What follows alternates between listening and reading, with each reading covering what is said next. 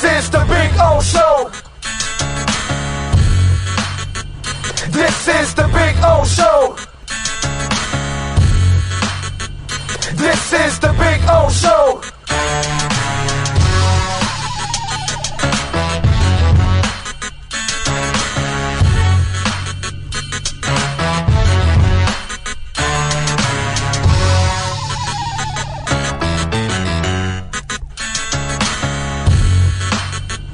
This is the Big O Show. This is the Big O Show.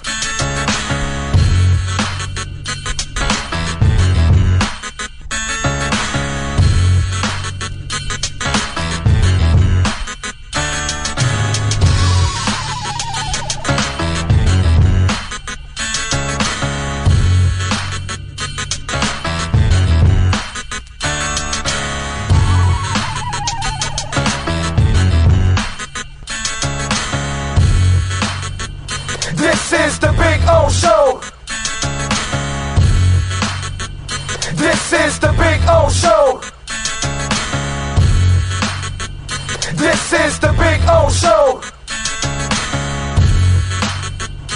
There's no need to drive around South Florida wasting valuable time looking for a new or certified pre-owned Acura. Go to the #1 volume sales dealership in the Southeast United States. Craig Zinn's Acura of Pembroke Pines. Purchase with pace and space in a dealership tailored to your needs. From home buying to providing that personal touch. Contact the 2020 Satisfaction Award winner Craig Zinn's Acura of Pembroke Pines. 888-776-5123. That's 888-776-5123. Or visit them at 15601 Pines Boulevard in Pembroke Pines. Welton Rayom has more than 62 years of litigation experience handling insurance disputes. They're committed to resolving even the toughest insurance claims quickly. Call them for a free consultation. 954-966-4646. At Welton Rayom, they don't get paid unless you win. Property damage claims to your home, business, or condo as a result of a hurricane. Welton Rayom can help. Water, mold, fire, smoke damage, Welton Rayom can help. Call 954-966-4646. If you're a Miami sports fan, then there's only one store to go to, and that's Caneswear at Miami Fanwear in Davie. They're your one-stop shop for all your Inter Miami CFs, Canes, Dolphins, Panthers, and Marlins merchandise. They have hats, t-shirts, game day jerseys, and so much more. Located at 2511 South University Drive in Davie, and open 24/7 online at caneswear.com or intermiamiwear.com. Call them at 954-835-5597. Caneswear, the spot where Inter Miami and all Miami sports fans shop. Why is it that you get locked out in the worst moments of your life? Where are my car keys? Man, I can't find my house keys. In those frustrating moments, you need a locksmith you can count on.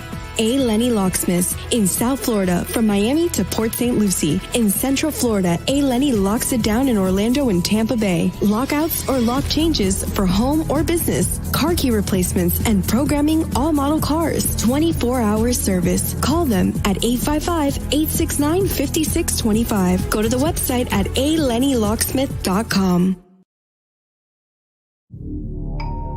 Oh, I think I know what this is. Houston, we have a package. Hello? No matter where you are, the Sloman Shield home security system guards your home. With next-gen perimeter protection, 24/7 monitoring, and interior motion sensing.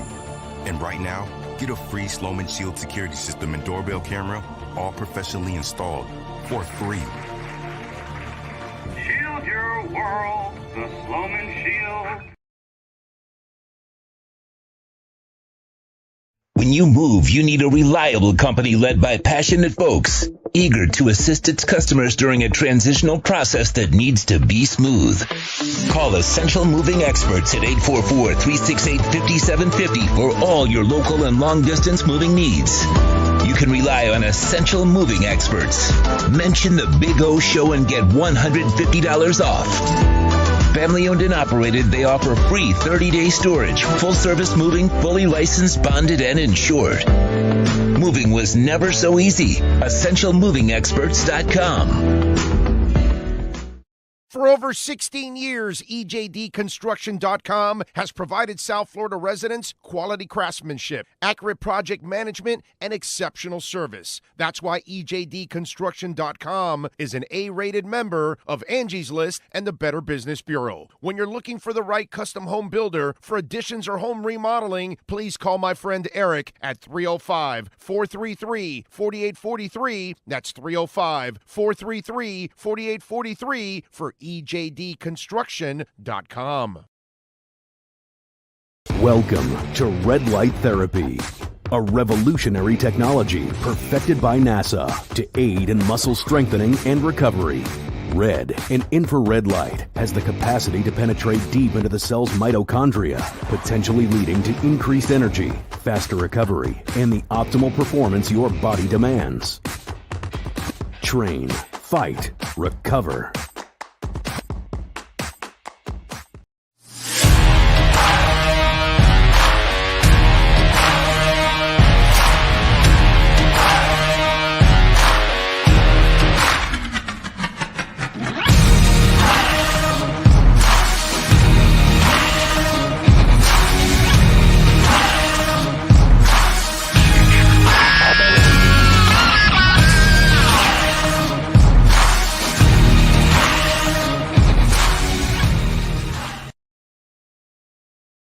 Statements or beliefs expressed on the following program by the host, guests, or callers are not necessarily the opinions of FantasyXS.com, Media Group Inc., ownership, management, sponsors, or website. When it comes to South Florida sports teams, very few in the media have witnessed, lived, and covered it like the Big O. Let's start the program dedicated to your favorite South Florida teams with a passion that's unmatched. The Big O Radio Show is on. Here's the Big O. Alrighty, we are ready to rock and roll, baby, from beautiful Hialeah Park. It's Thursday. You know where we rock here at Hialeah Park. Okay, so you want me to move this way, okay? All right, I got you. All right, we'll move this way. We'll get it going. All right, welcome aboard. We're out here at the second floor poker room where everybody is enjoying a smoke-free environment. Yes, sir. And downstairs, they're enjoying the loosest slots in the state. We got the folks out here. Larry Little is hanging out. We're going to talk to Larry in a little while, and we'll talk about his event, which we cover every year, December 2nd. Looking forward to that. Green Lion says, nice, I'm on a Zoom listening to Big O. So he's got the Zoom people on mute, and he's got us going on. I like it. Anyway, welcome aboard. Time to rock and roll. We got a bunch of stuff to do and people to talk to. Marcel Louis-Jacques, one of our insiders from ESPN, is going to join us with our MyEdgeDrink.com Miami Dolphins report. Alan Poupart will stop by at 5 o'clock with our EJDConstruction.com Miami Dolphins report. So we've got all of that going on. We will have Ira Winderman tomorrow, so we can talk a little bit about what I watched last night, which was just absolutely disappointing. Bulls defeating the Heat 116-108. And look, it's game 1 of 82. So I'm not going to freak out or anything like that. It's a long season. Spo has proven to be one hell of a coach. He'll figure things out.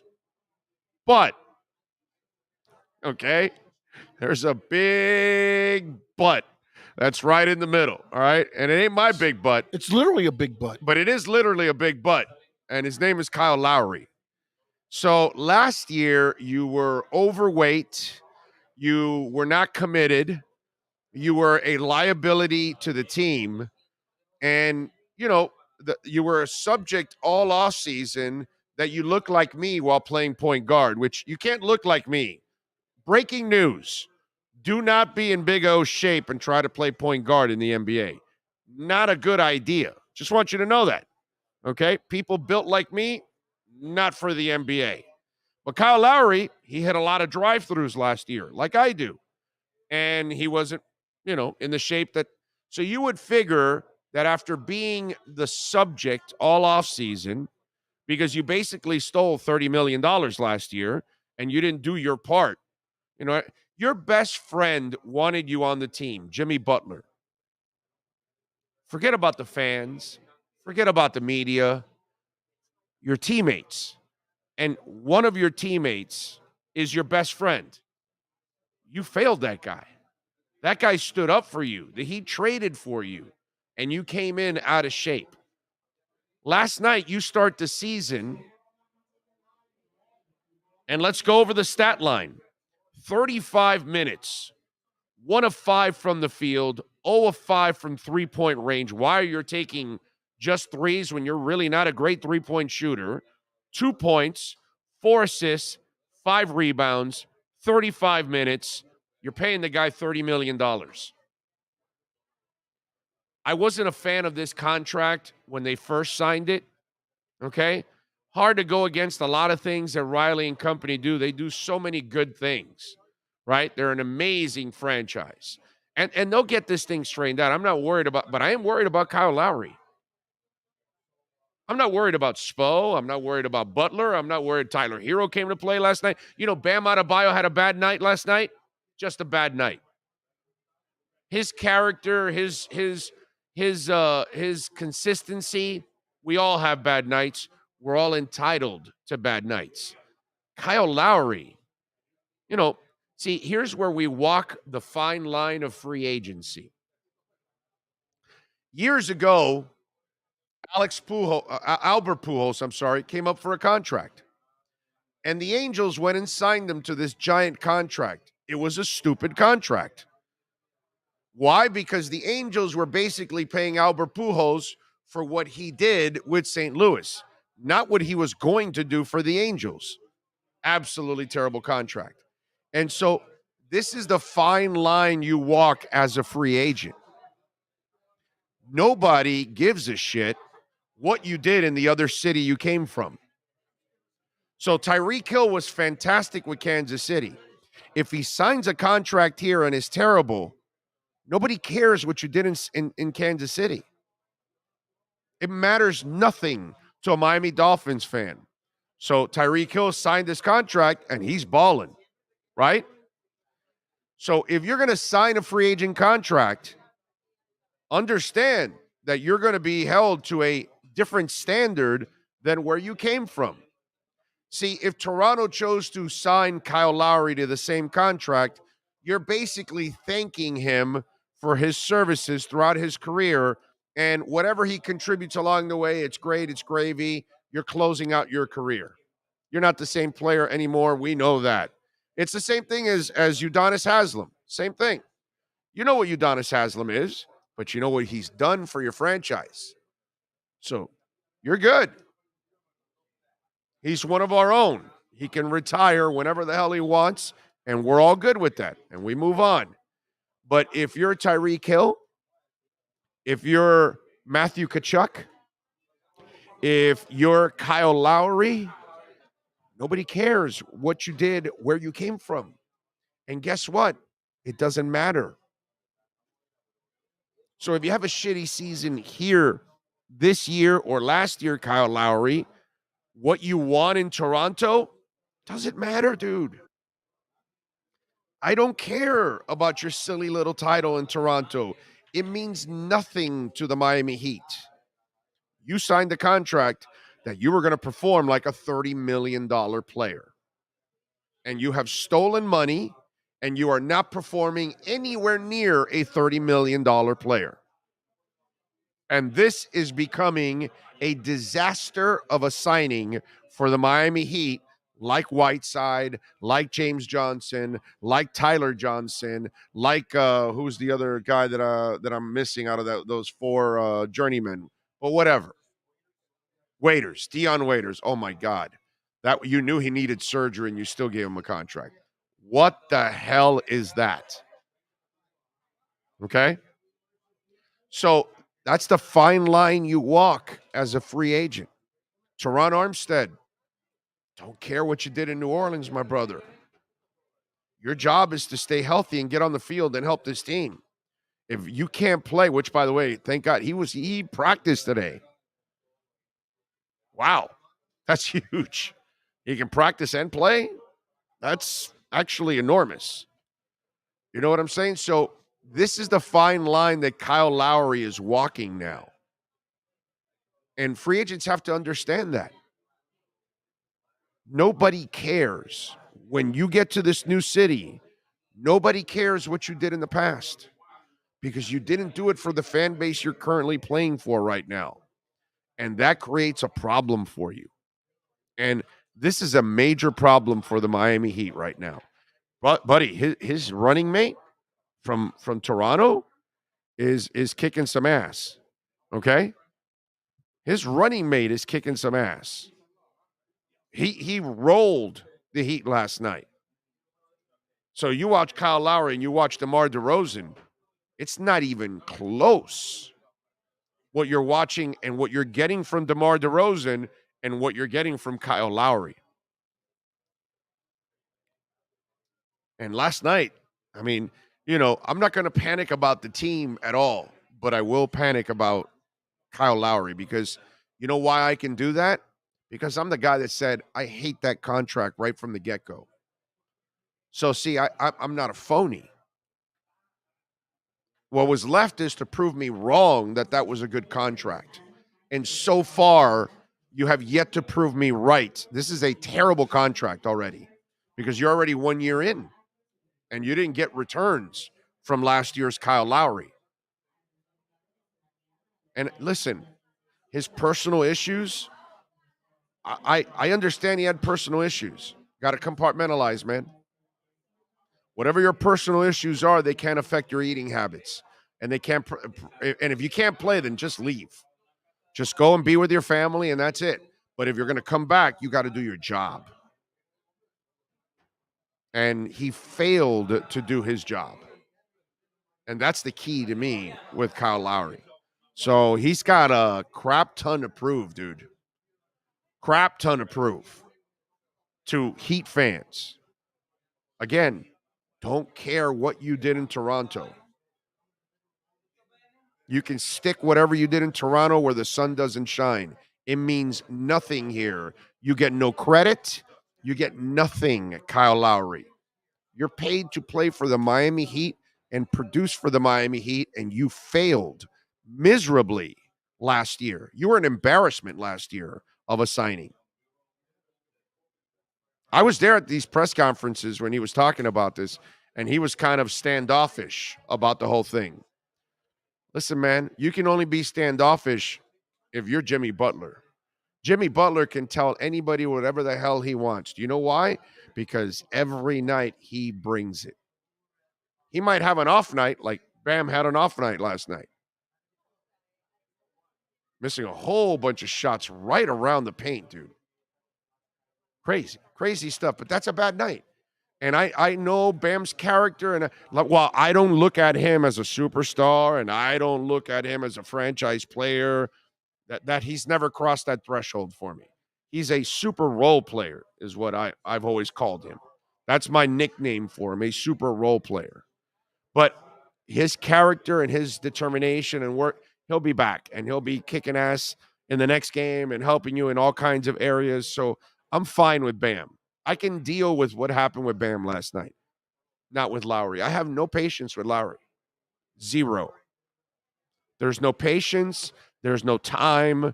There's no understanding. There's no nothing with Kyle Lowry anymore. He screwed it all up with last year.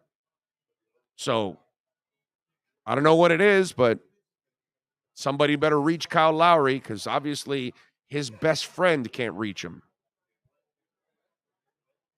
Because I got to tell you, bro, Sean gets me a job somewhere, and I'm trying to work at this place. I'm going to be in debt to Sean, and I'm also going to work my ass off to make sure I don't make Sean look bad. Because it was Sean's word that brought me here. So I can't let down Sean, right? Isn't that how it plays off, like when somebody helps you get a job? Right? You would think so. Exactly. That's a great way to answer it. You would think so. Because if somebody helps you get a job, you know, come on, dude. You got to be grateful. We go back to Ernie at Scarface. You got to be grateful. Hey, you got a job. You know what I'm saying? So that's why this situation for me is really bothersome with Kyle Lowry.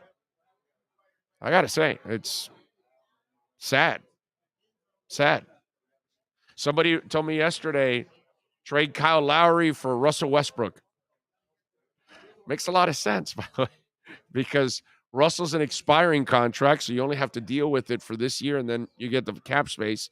You're stuck with Kyle Lowry for 2 more seasons, and maybe he works better off over there. But, I mean, if you're the Lakers, why would you do that?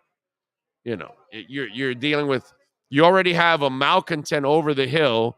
Now you're going to get another over-the-hill guy? Yeah, no. And by the way, Kyle Lowry, that's what you're looking like. You're looking like you're over the hill.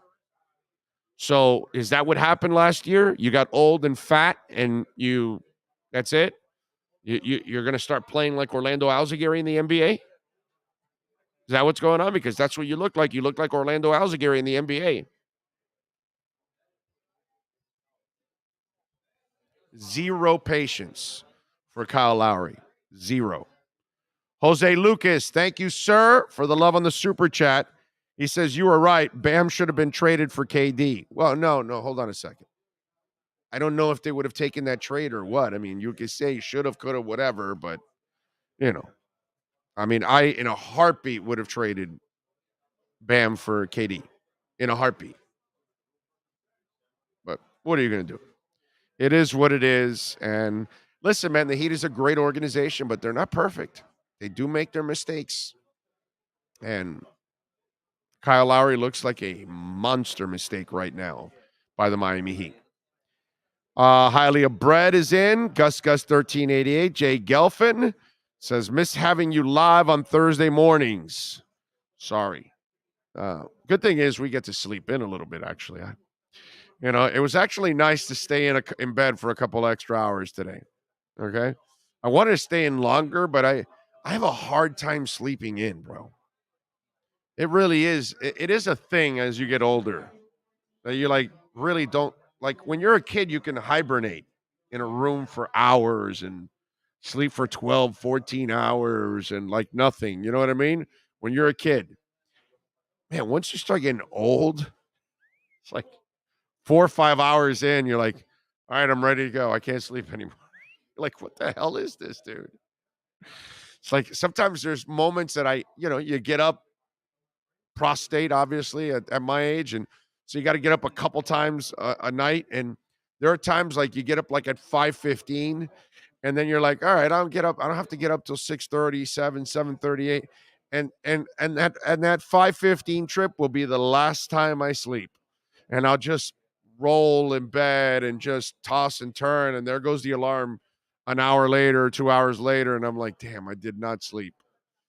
Happens all the time, dude. I would love to oversleep. Oversleeping would be beautiful. Tua Time says, Big O, I appreciate the lock last night with Detroit -3. We'll be shooting you a Venmo later today. What lock you got tonight, sir? All right, so yesterday our A. Lenny Locksmith Lockdown segment, which was kind of by surprise because they just asked me. I just went over it. So I was prepared since we did hit it yesterday. I didn't want to play the Heat.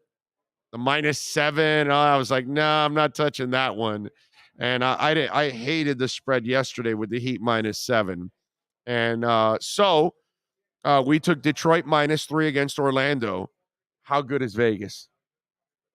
How good is Vegas? Detroit won by 4. Okay? I mean, we won. So that's all that matters. Whether you win or lose, who cares? But we won, but barely. Yeah. So we've got 2 games only on the NBA slate tonight. And we've got the Sixers favored by 4 against the Bucks. The over and under is 223.5. The Bucks are plus 150 on the money line. Sixers are minus 175 on the money line. And then the other game is Where is it? It's the Lakers. Where is the Lakers? It's the Clippers favored by 5.5, I believe. Damn it, I know I wrote it down somewhere. Oh, here it is. Clippers minus 5.5. The over and under is 225.5. Clippers are minus 215 on the money line. The Lakers are plus 185 on the money line. All right, we're gonna go. I like both of these games. Okay, I'm not touching the game tonight. The Saints and the Cards. I don't know what to expect from these teams. They're both 2-4. They're unpredictable. Saints have a really good defense. I'm just not even touching that game. I just don't like it. So I'm going to go. Actually, I got two games today, and I'm going to take the Sixers minus 4.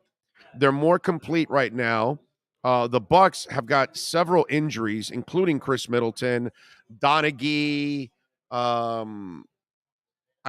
think Wes Matthews is cleared for tonight, but they've got several injuries.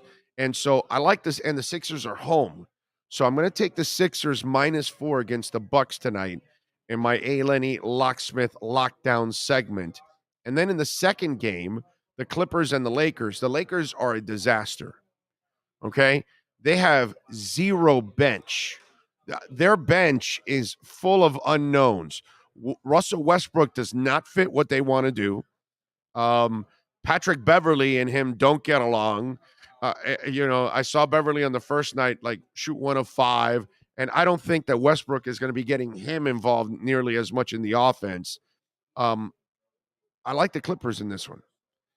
I'm going to go Clippers minus 5.5. I'm going to lay the 5.5. I think the Clippers could win this game by 7 to 10 points, to be quite honest. I think the Lakers are in outright disaster right now. I really do. So I'm laying the 5.5 with the Clippers. I'm laying the 4 with the Sixers against the Bucks. Those are my two selections tonight in my A. Lenny Locksmith Lockdown segment. The Lockdown is brought to you by ALennyLocksmith.com. Lockouts or lock changes for home or business. Car key replacements and programming all model cars. 24-hour service. Call them anywhere in South Florida at 855-869-5625. Go to the website at ALennyLocksmith.com where we lock it down. All right. Folks, don't forget, EJD Construction is a proud sponsor of our program. 305-433-4843. Call my guy, Eric. Listen, you need to build a second floor, an extra room. You want to build out a full kitchen and barbecue in your backyard so you can start cooking out, since, we're actually creating our homes more of an oasis nowadays, because a lot of us want to stay home more often now, after COVID and everything else that's gone on. EJD Construction is blowing up and doing all kinds of things. He built a little drive-in theater, but you don't drive in. You just sit down in your lawn in your backyard for somebody, with all that kind of stuff, with the full kitchen and all that kind of things. And now we've got listeners calling because you're trying to get your new insurance policy, right? And you're finding out that your roof is a little too old and it's not, passing the inspections, right? And these insurance companies want you to upgrade it, right? Well, guess what? EJD Construction can help you upgrade that roof so you can pass your insurance inspections and you can be insured for storms here in South Florida. So call them, 305-433-4843. Fully insured, liability, workers' comp, you name it. Please, even if you don't hire EJD Construction, whoever you do hire, please make sure they are fully insured. Because if somebody gets injured on your property, do you know that they can sue you?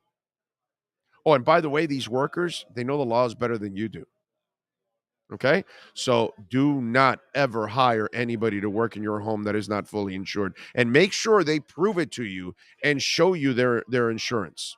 Okay? Because that is incredibly important so you don't end up in a lawsuit. So call EJDconstruction.com, 305. That's the owner's cell phone, Eric, 305-433-4843. Eric Colon, call him, 305-433-4843. he will definitely help you out at ejdconstruction.com. All right, we're out here at Hialeah Park. I told you my man Larry Little is in the house. We're going to talk to him in a little bit. And we've got, of course, Larry Little's Hall of Famers night coming up December 2nd. We've got a fight card coming up next year, February 24th. We got plenty of time to talk about that. But I just want to tell you, because we're giving away a Ford F-150 out here.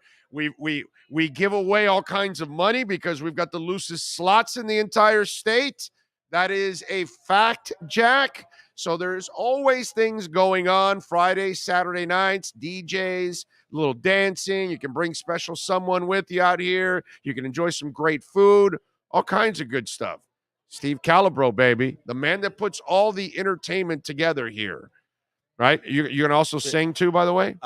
You don't want to hear me sing. Okay, all right. Just Big check O. Is that why there's so much cloud stuff going on out there, and it might be raining? Are you singing? It's best when I drink and sing. That's actually it's there a we little go. better, yeah. Me, it's in the shower. Well, the echo. That's what I practice. Right. The echo makes it sound a little better than what it really is. You know, Listen, Big O, I'm just back from Las Vegas. You got to get out there. Have you been out recently? Have you been to Vegas? We've been to Vegas a couple times, man. When have you been out there recently? We went out for the NBA Summer League, which was, when did we go? July? Was that July? That was early July, right? 7th through the 15th. Yeah, I remember exactly. It was the 7th through the 15th. It's packed. Oh yeah, no, packed. Like Monday night, we crowded. We were stuck in our homes for a little over a year. Well, most of us. We kept working.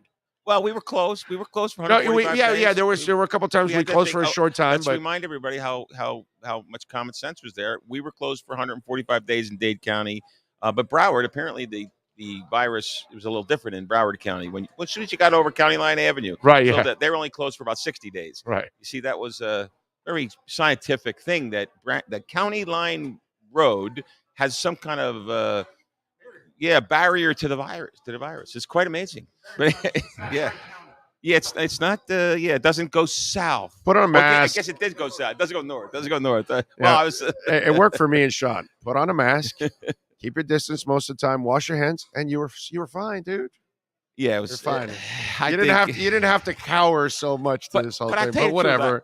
It is what it is. I want to have fun with it, okay? But I respect somebody who wants to wear a mask today. Well, God bless you, right? Oh, yeah. Great No. country. Hey, This is listen, what if you have this health is- issues, no, I get it. Right, I get that it. makes sense. But I just, I'm a curious guy. And I'm on the turnpike, and I look over in this car. One person's in the car, and the guy or girl's wearing a mask. The only, Now, come on. Okay. Come on. Okay, so the only thing I can think of is you're in a work car, somebody else's car, and because the other germs and all, that's the only reason you would. That's a reach. I know, but that's the only. Or maybe isn't that the only reason you can Well, the reason I came up with that maybe they have a health issue and they don't want to take it on and off. I don't know. I mean, or they had somebody maybe, I in the don't know. car that they didn't know they had going to 70 take. miles an hour. I look over. It's like it's not a work car. It's a beautiful BMW or something I know. like that. I know. But it's not a lot of people. But the point I want to make is Las Vegas. Listen to this. We get there Monday night. They're back to Monday normal. night. We're checking in. We go to the Venetian. That's the Venetian and the Palazzo. I That's the love whole it. complex. Right? I hate you. Oh, by the way, have you heard the news about them? I hate you. Listen, we come back and even we said. By the way, when are you going to take us to the Venetian? You should have come with us.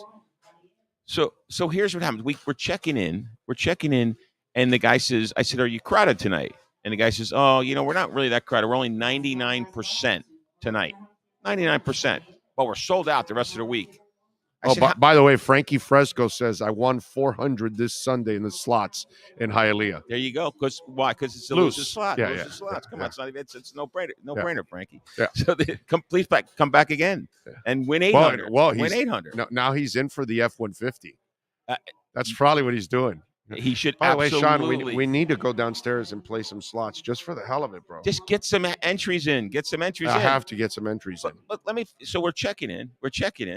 And I says, how many rooms you got? Remember, they're 99%. So they don't think they got 7,000 hotel rooms in the Venetian Palazzo complex. And by the way, they're not even the first or second largest hotel in Las Vegas. No, I know. And it's packed. And it's Monday. It's Monday, which was crazy. I didn't like it because we got all confused with Monday Night Football. It's like 4:30, 5 o'clock. I love it, by the way. I love that it's early because you still can go after the game. I got go confused. gaming, go I missed go the have a first dinner. quarter. It was a mess. No, yeah, you got to get used to it. Yeah. Yeah. Anyhow, so it was really great. We bought, the reason we were there for the gaming show. Of course. And we were buying slot machines. And I got to tell you, it was a great show. There's a lot of new, latest and greatest machines. These They're creative. These guys are really creative. Every time I go down there, you guys are always adding like new and machines. I called you Thursday after I was there. I told you that I let your viewers know that there's going to be the NFL slot machines. That's right. Really good. Unfortunately, it takes forever to make, so it's going to be next summer before next the 2023 season. But really cool, very cool looking. So can we do our show in front of the Dolphin slot machines? Absolutely. Okay, I got to get them though. Right. Well, once you get them, once you get them, believe me, I already said we want them. But now you're in line, and then they're going to tell you, supply chain, blah blah blah. Meantime, they can't make them fast enough. Is what's going to happen. Of course. But and in our industry, we're regulated, so they got to get approved. And we actually went to the laboratory where they approved this. That's the other thing that our industry offers. So we're regulated, and that's good for the customer. Yes. Nobody's cheating anybody. Yep. Nobody's doing. Believe me, we are. That's why I'm dying for the government to settle their crap already and regulate crypto. Listen, exactly. Because a lot of people are like, "Oh no, I don't want regulate." No, yes, you do want regulation, dude, because that protects the consumer, man. We're more regulated than the SEC. We're more than the stock. It's gambling. It's gambling. So you have to give your customers that sense comfort of a fair zone. game. Yeah, sense of a fair game. Yeah, dude. Yeah. And not only do we give a fair game, we give a game where you got a shot. You got a shot. So that's that. But listen, talking about a shot, the Jersey guy 2 weeks in a row, 2 out of 3. That's right. I was here with Big O, and Big O was saying, I don't like that. I think you didn't say you didn't like it. You said, I'd stay away from I'd stay away. I'd tell you. Yeah, I was agreeing with you. Which one was it? It was. There was a couple of games there. I think 2 of them you were staying away from. And now he did lose the Charger game because it was a 4.5 point spread. Oh, you sent me the email. That's the game that he did lose, the Chargers won, but they only won by 3. Right. Which they. Yeah, well, that was weird. Russell Wilson, I don't know if I'm just going to digress for a second. I got a question for you. I'm looking at the game Russell Wilson's playing. He had one series he played pretty good. Then he sort of forgot how to play football. Then I looked up what he earned. Did you see what his signing bonus was? Yeah. $50 million. He's got a $200 million plus deal. Right. $50 million signing bonus. Yep. That didn't look like they got their money's worth the other day. No, I was just talking about that with Kyle Lowry last night. You were out of shape last year, and then now you started last night really crappy. And the thing with free agents is nobody gives a shit what you did in your other team. Yeah, exactly. Okay, you're there to fix that team. Yeah, you're there. So Broncos fans want you to perform for them. What you did for Seattle means nothing in Denver. And so that's why I admire Tyreek because you got a boatload of money, but you're playing up to snuff. You know what I'm saying? He is. But Kyle Lowry, they're paying him $30 million a year, and he was an insult to that team last year. And last night he started off the season looking like he was completely lost again. Yeah, it was. And that's the thing about free agents. You want your money, but remember they're paying you to perform now. Not like, when Albert Pujols, I used this example a little while ago. When he signed with the Angels, those idiots were actually paying him for what he did in St. Louis. Yeah, that's crazy. And they never got his production for that money, and it was a terrible contract.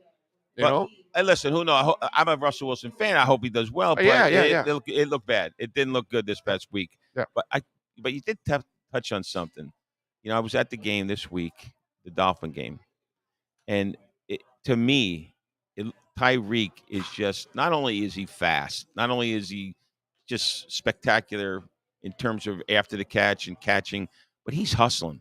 Always. He is hustling. Always. I mean, he is hustling. The only 2 guys you're going to laugh. You're going to fall on the ground when I say this. The only 2 guys that looked like they were hustling, to me, was Tyreek Hill and Mike Gesicki. That's the only 2 guys that seemed like they were hustling. That's what it looked like to me. I knew you would laugh. I knew you'd laugh, but No, he but had 6 catches.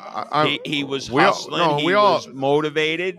We don't pick on Gesicki on the No, show but at all. you We love did smile. Gesicki. Your viewers are the No, same. yeah. Because unfortunately, the situation that he's in, you know what I mean. But he's trade bait. He might even get done before the deadline. We'll see. We'll see. There aren't a lot of teams that have that money available in the cap. Yeah, because it's a hard number. Well, he's in the free agency. He's probably worth about 14 million, 15 million. So that's going to be a lot of money in free agency. But but in free agency, you can play with that number when you sign the contract. Like the other team, like you can give him a new contract and give him 20 million, and then his salary is like 8, and then you break that signing bonus into the back end years of the contract. Yeah, and then those numbers will then escalate big time on the back end. But early on, you can control those numbers and make them more manageable.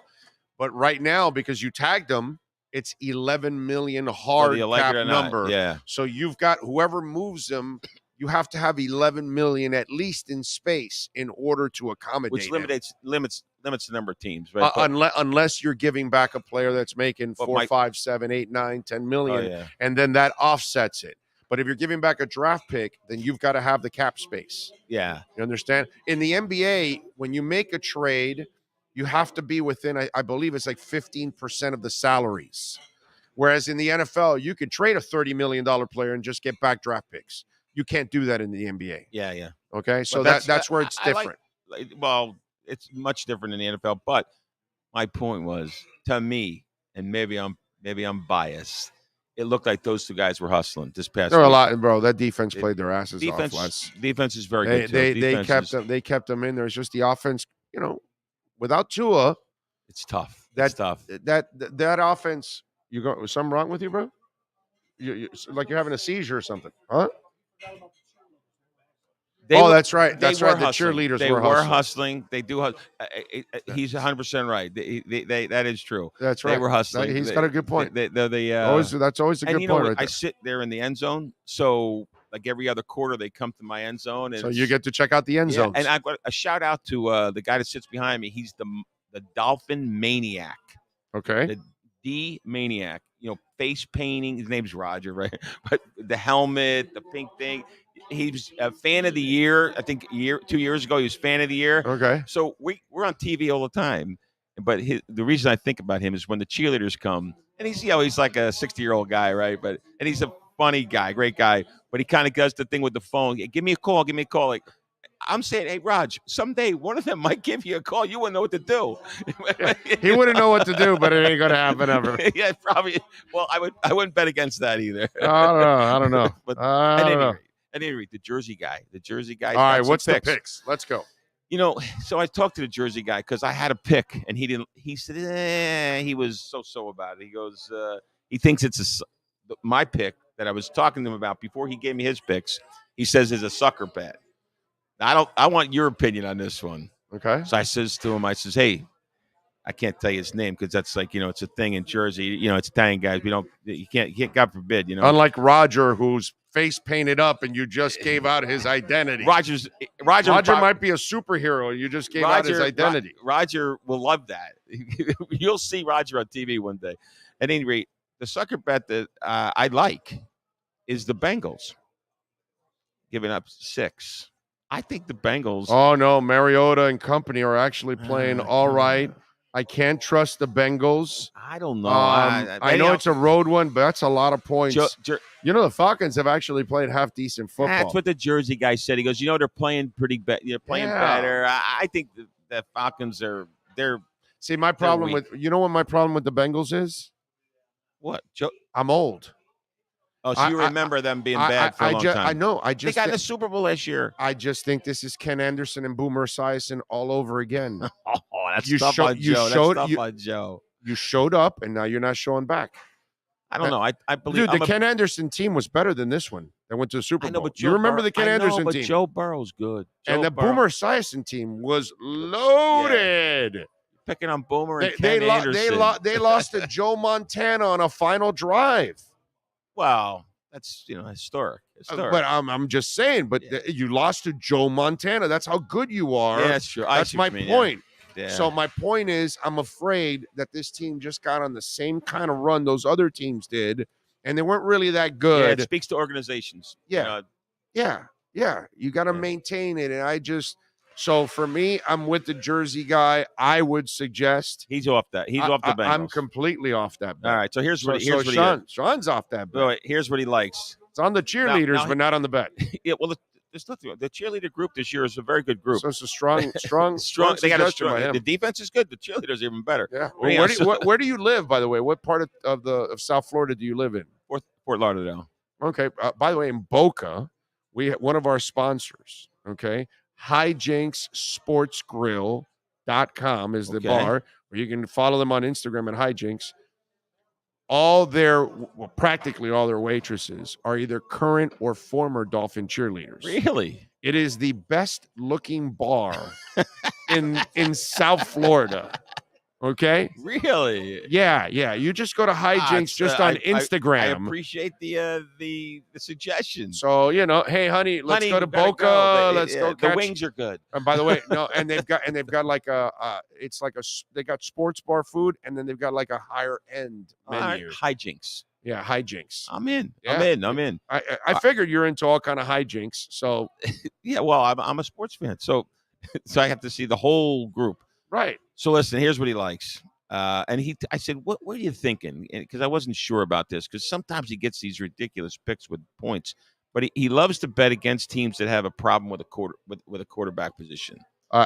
So sounds like a really good plan. Thought process, right?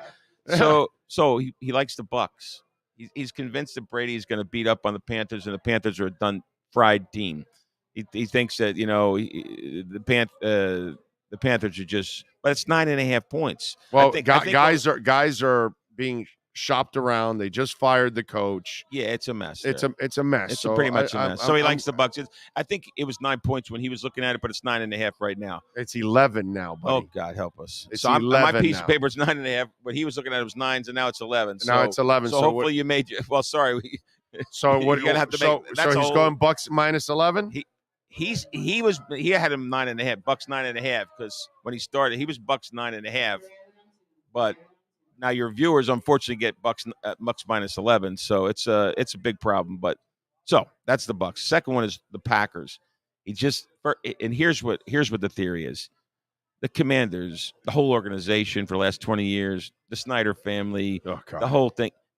It's just they're bad, and Carson Wentz is bad, and he's injured, and I don't know who the hell's quarterback. And so he loves the Packers. The Packers, it's hard to imagine the Packers are going to lose 3 in a row, even though they are struggling, to say the least, since they've lost to 2 New Jersey teams, the Jersey Giants and the Jersey Jets. A lot of people have been quoted as saying they lost to 2 New York teams. They lost to 2 New Jersey teams. Both teams practice in New Jersey and play in New Jersey. I just wanted to just clarify that, So what do you think about the Packs? Yeah, I like Washington's defense, but I don't like their quarterback. So that's probably Wentz is hurt too. Whether he's playing or not, and now they've got Heineke, who's playing for him. So Heineke, I saw plenty of them in the XFL and all that. Nice little backup, but yeah, I like Green Bay minus 4.5. I think that one's pretty good. I like that one. The next one is I do like the Bucs, but the problem is at 11 points. That's a and he was at 9.5. But look, I saw 9.5. I can see them winning by 10. And remember, they haven't played well, the Bucs, so they kind of need a breakout game. Their offense is like not getting in the end zone, and but Brady, I think, can fix that. And he yells and screams if guys will come around. But the last one is the Monday night game. He loves the Pats. He thinks the Bears are weak. He thinks that Belichick is going to make Bailey Zapp the next whatever, So I will definitely. I'm just digressing for a moment. I will definitely go to Boca Raton sometime soon. Now that Big O has it inspired me to go to Hijinks. I'm just trying to tell you. I'm just trying to tell you the lineup there is. I can see from the photos that the food is good. The food is just it's a buffet. Well, you have a choice, apparently. It's a buffet. You barely have a choice. I'm just saying it's a buffet. Okay? But it's a buffet. That's truly a lot of talent and good food. Talent. Yeah. Talent. So Hijinks Sports Grill. Tell them that Big O sent you, by the way. When you go there, you say, no, Big O's brags about you guys. So I gotta go up there. I haven't been there yet. Get up there. I gotta go. You should go there on a regular basis. Yeah, we should be doing a show out there. Listen, before I leave, I got 4 months in fact, I want to do a show up there. And you know how they have ring girls, right? Well, I want to have our girls. So yeah, hour number 2, and they walk by. Once you have every 15 40 minutes. out, yeah. 10-minute girls. See, this guy's all over the cheerleader thing. This guy's got all the ideas. He's on top of it today. He's brought an edge today. Anyhow, before I leave. Brought an edge. John would be very happy with you bringing that edge. Before I leave, I want to talk about Hialeah Park. What's that? Never heard of it. Yeah, it's a place. We should broadcast from there one day. It happens to be the best casino in South Florida, but that's another story. But listen, 4 months, November. Yes, sir. 26th, we're giving away the F-150. I had my people looking for you when you were loading in. I wanted you to take a test drive because I'm not going to let you take a test drive after the show. I want you to be before the show because before the show, you're a man of your word. You'll come back to the show. Next week, we do it on Wednesday, the afternoon show. Because Thursday I'm traveling. So Wednesday, let's do it. All right, before the yeah. If you're coming in at Wednesday, I'll come in at 1 o'clock or 2 o'clock. No, 1 o'clock. 1 All right, o'clock. 1 o'clock. I'll come in really early because I don't want to take you right out there. I don't like to get too close to. See, I'm saying I told my guy with the key. I said, don't give Big O the key after he does his show. Right. You got to give him the key before the show because he's a man of his word. He'll do his show and he'll know he has to come back. Not really, because really I could just have him send me a StreamYard link, and I could just do the show while I'm driving in the car the entire time. So I could actually get away with that. You know what I'm saying? So now you taught me something else. I got to confiscate your phone and make sure it's before the show. Both and then maybe phones. you'll come back. Both phones. Got the business. Got the business phone. By the way, if your business wants to be a part of our platform, you can call our business line at 786-754-4664 for great branding right there. All right. So look at this. November, December, January, February. November, giving the F-150 away, Saturday the 26th. December 3rd. December 2nd is the Larry Little event here on property. December 3rd is the golf event. People should pony up and buy a foursome. It's not that expensive. It's a really nice, it's to charity. It's a great group. January 20, I guess it's the 29th. That's the Sunday. That's the last Sunday of January. That's our national handicapping contest. That's the day after the big race over at Gulfstream. We're going to have our national handicapping event right here. And believe me, every year we do it. I think it's the best place to win a spot into the national event because the odds are better here. What I love is watching the event. And it's a nice because the people are going nuts, dude. And the way they bet is a little weird. Yeah, it's a little weird. So but the atmosphere is actually really cool. And then February 24th, Friday night, boxing. So think about it. Giving a car away. The Larry Little Hall of Fame event in December. January is the handicapping. February is the live boxing, which we've actually positioned ourselves to go. And I know this is a weird one. And the loosest slots. We position ourselves as the, you know what I'm signing right now? You know what this is? You're signing over the F-150 to me. No, this is the permit fee for February 24th boxing event. Oh, okay. How's that? Okay, I would rather have. Thank you. I would rather have the title to the F-150 signed over to me. That would be much better. Well, you're going to have to work. You have to negotiate that. But anyhow, so it's a real good. I think it's a great calendar we have scheduled for the next 4 months. Loaded, and we're happy to be a part of it and promote it with you guys. And I want your viewers to know the Jersey guy's been 67% the last 2 weeks. Pretty good. Not bad. Not pretty bad. good. It's maybe not as good as you. Maybe what's we're at 42, 24, and 3. That's pretty damn good. Right? Yes. What percentage? What win percentage is that? I don't know. I have no idea what it is. 42. 24. You're about 60-something% there too. Yeah. Wow. So your viewers can get a lot of good picks here. Well, we'll try. And you don't like the Bengals? No. Wow. No. I'm sorry. There we go. 42, 34, and 3. There we go. Not as good. Oh. I wrote a 2 there. It's a 3. 42, 34. Plus I'm only 34, 9 games over 500. It's plus not, 3? Yeah. And 3. Equals that 79. So it's 42 divided by 79. Just over 50-some%. 53%. Yeah, 53%. Not that Well, that's not bad though. You're ahead. You're ahead. Yeah. You're ahead. You're making money. I got to do a little better. It's early yet. It's early yet. Well, by the way, it's been real crazy in terms of some of the games. But anyhow, there you go. All right. I appreciate you, my brother. Thank you as Signing always, off. Steve Calabro. We're going to get Larry Little on now. Right in now. We're going to talk to a Hall of Famer, Larry Little of the Miami Dolphins. He's going to join us now. So we'll have a little fun there with Larry. We'll get him there. Thank you, Steve, as always. Come on over, Larry. Let's have some fun. We're going to talk to Larry Little now.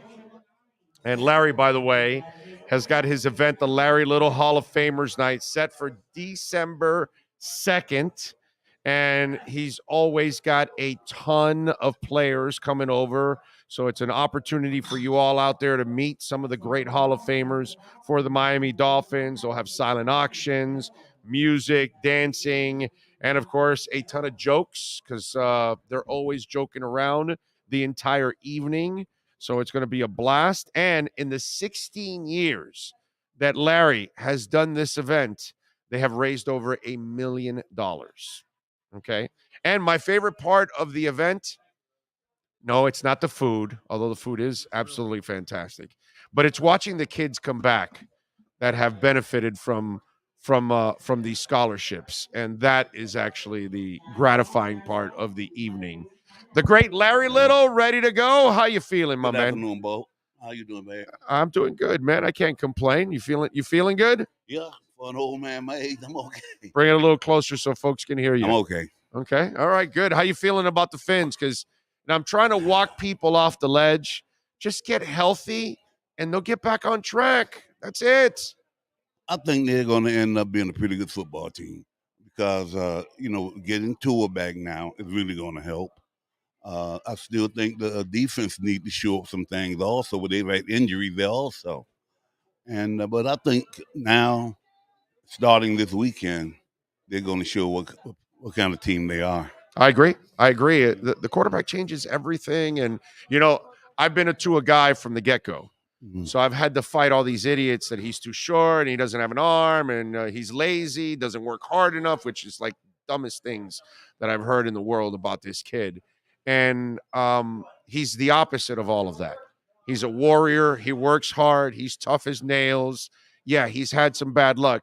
You know what? All this concussion stuff that's gone on, here's what I said. He blew out his first ankle at 3.89 seconds. His second ankle at 4.55 seconds. His hip at 5 seconds. Thursday night against the Bengals, it was at the 5-second mark. The young man's got to learn to throw the ball away. He's got to get it out of his hand for sure. That's the only thing that's wrong with him. There's nothing else wrong with him. He's got to stop that warrior stuff. He's got to learn to live for the next play. Please. Oh, but the offensive line still needs to do a better job too, though. Yes. Right now, they have not been very good. But you'll get Armstead back now. You'll be much better there in that area. But how long do you think he'll be back, though? Yeah, I know. Because he's always had injuries. I know. He practiced today. He did? So not only is he coming back, he hadn't practiced in a month. True, right. So that's progress in itself. And if you can get Austin Jackson back, then because he's better than what you've had there. You know what I'm saying? Well, you're saying my namesake? Yeah. So, I mean, Austin has, I think Austin is now, I think there's a little bit more appreciation because he was coming around in training camp in the preseason. He was looking good. Correct. Because, listen, Larry, I killed the staff last year. I thought that was the worst offensive staff I've ever seen. I've been covering the team for 32 years and watching it since I was a child. I've never seen a worse offensive staff. That's one of the things I love about what Mike McDaniel did. He built a hell of an offensive staff that is helping their linemen, helping their quarterback, helping that offense. Last week, they weren't that good, and Teddy still threw for 300 yards. True. I mean, crazy. When you have a receiver like what he has now, too. And you played like a dog. You played with a dog like that. His name was Paul Warfield. Oh, yeah, but we didn't throw the ball like they throw it today. No. Well, you didn't have to. No, we didn't. But he is some kind of football player. Ooh. And you have Waddle too, who's although he had a couple of bonus last week, but he's a great receiver. Yeah. Right. So they're going to be okay. And now to show up the running game a little more, they need to do that. Yes. To show up the running game a little bit more. And another week, Mostard had a good game. He gained over 100 yards. And then I don't understand what they're doing with the running backs. One week the guy not dressed, the next week he is, another guy's not dressed. Yeah. I don't understand that. The game has changed where we don't really rely on the bell cow anymore. We don't really do, and he's very game plan specific. So he feels one running back's better than the other running back for this game or that game. So it's a completely different style, Larry, than what you were so used to back in the day, and I was so used to in growing up. We interchange a lot too with Mercury and Kick. But it was the same guys that were using constantly. Same too, yeah. Every now and then they might have thrown Hubert Gann in there for a play or two, but other than that, it was just Jim and Mercury. It's just weird when you're just featuring one guy the entire week, and then the next week you're featuring another guy, the entire week. It's just kind of odd. And Mostert really has been their most consistent guy right now. But you've got to be careful with him because he's coming back from a knee injury. Yeah, that's true. Yeah. Like one of the guys was telling me, we should give him more carries. I'm like, no, dude, 18 carries for a guy coming off a knee injury. He's fine. That's true. He's fine. Very, very true. And plus, Mostert is not a power back. You really should not be giving him the ball 20-something times to run the ball. Now, Edmund was supposed to be the power back, right? Yeah. Okay. Yeah, he would be more of the power back, and that has not worked out, so far. Let me ask you something, because one of the things that I see is Eichenberg. He's the one guy that is kind of it's kind of a sore spot for me right now, and I'd love to see Robert Jones get a shot, because I think Robert will be the next guy in line for him. Well, I really believe Eichenberg is playing out of position. I agree. A lot of scouts tell me he's a tackle. Yeah, he's a tackle and not a guard. And a right tackle, they tell me, not even a left tackle. True. So, I think he's really out of position. I would like to see a little more, too, out of Hunt. He's inconsistent to me. Good plays, bad plays every now and then. And the center, I don't know. He was supposed to be a bell cow when he came in here, but I haven't seen it so far. In fact, the sack against Tua, the guy beat him against Cincinnati, beat him on that play. Yeah. So, but they've all got to improve to me. Yeah. Yeah. Oh, yeah. Up front, There's no doubt the line still is not. I mean, the line's been a mess for years and years and years and years. I mean, we haven't had a line that at least can settle down since Webb and Sims with Ruddy. Like that's been the most consistent line they've had in the last 25 years. Now who was on that 30 line? years. Who was on that line? Ruddy was the center. What about with Dwight? Well, now you're. But what I'm saying is, Since Ruddy. Yeah. Okay. Yeah, they're like the last group. Right. After Dwight. Yeah. Yeah. After Dwight. True. Well, obviously with Dwight they were monsters, but that's a freak of all freaks right there. I'm not talking about Dwight himself. I'm talking about the line around him. Yeah. Those guys were better, but like the last best line might have been those guys. I forgot who was on that line. Yeah. Trying to remember who was on the right side after Ruddy, Sims, and Webb. I think they kind of interchanged guys on that side a couple of times. But that's the most consistency. A couple of years back when Brandon Albert, Pouncey, and James would they were pretty healthy, good. They were pretty good. They were pretty good, yeah. They were pretty good, you know what I mean? But it's been, God, Larry, it is so But I wasn't hard. impressed with James. No. He seemed to me like he was a weak. Yes. Pretty weak to me. He wasn't strong. Right. And he's still in the league, isn't he? Yeah, he's still getting injured in the league, yes. He's out with another injury for the year already. Okay. But he's cashing in, baby. What was he with Denver? Yeah, he was with Denver. Right, okay. Yeah, and he's still with Denver. He's injured. Oh, yeah, okay. Yeah, I think it was an Achilles or something. Poor guy suffered, and so he's definitely out for the year. But so were you a Tua guy from the get-go? I liked him in college. Okay. And the injury got you worried? Well, he's so small.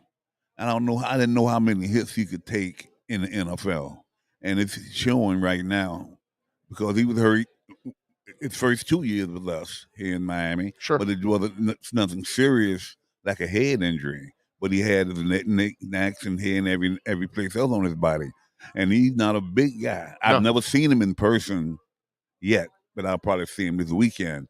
But he's not watching him on TV. He's not a big guy. I just think he has to be smart with the ball. He does. Listen, Tarkenton wasn't big. Greasy wasn't big. True. Drew Brees wasn't big. And Joe Montana wasn't big. True. But they were all smart. And Tua's super smart also. He's just got Marino was one of the greatest. When the play was dead, that ball ended up in the 10th row. You knew it because he wasn't going to stand around and just take a hit for no reason. And that's the last thing that Tua's got to add to his game, because I think in those first 3 weeks, you saw that he's a pretty special passer. Oh, yes.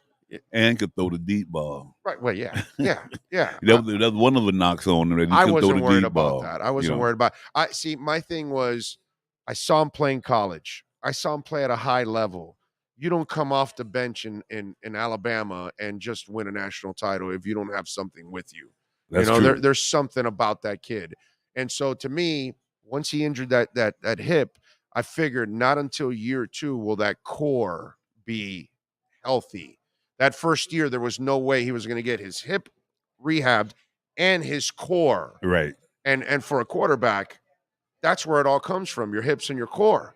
That's where you're going to get all your power from. So it was, and then I thought he needed coaching because I didn't think he had a real coach offensively that could bring it out of him. Now he does with McDaniel. So now he's healthy. Now he has coaching. Now he's got to fix the offensive line. And he's happy. Yeah, he's happy. He's happy. Yeah.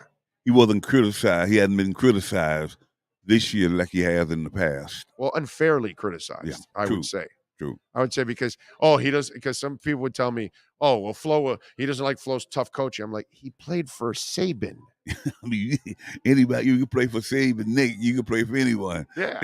Yeah, exactly. So what do you like about this new coaching staff compared to what you saw? Well, they all seem to be on the same page for one thing. Amen. Like on defense, you were wondering because whatever it was that got out, who was the defensive coordinator? Who was calling the defensive signal? Was it Flores? Right. Or was it Boyer? Boyer. Now, that's one thing you don't see now like you saw last year.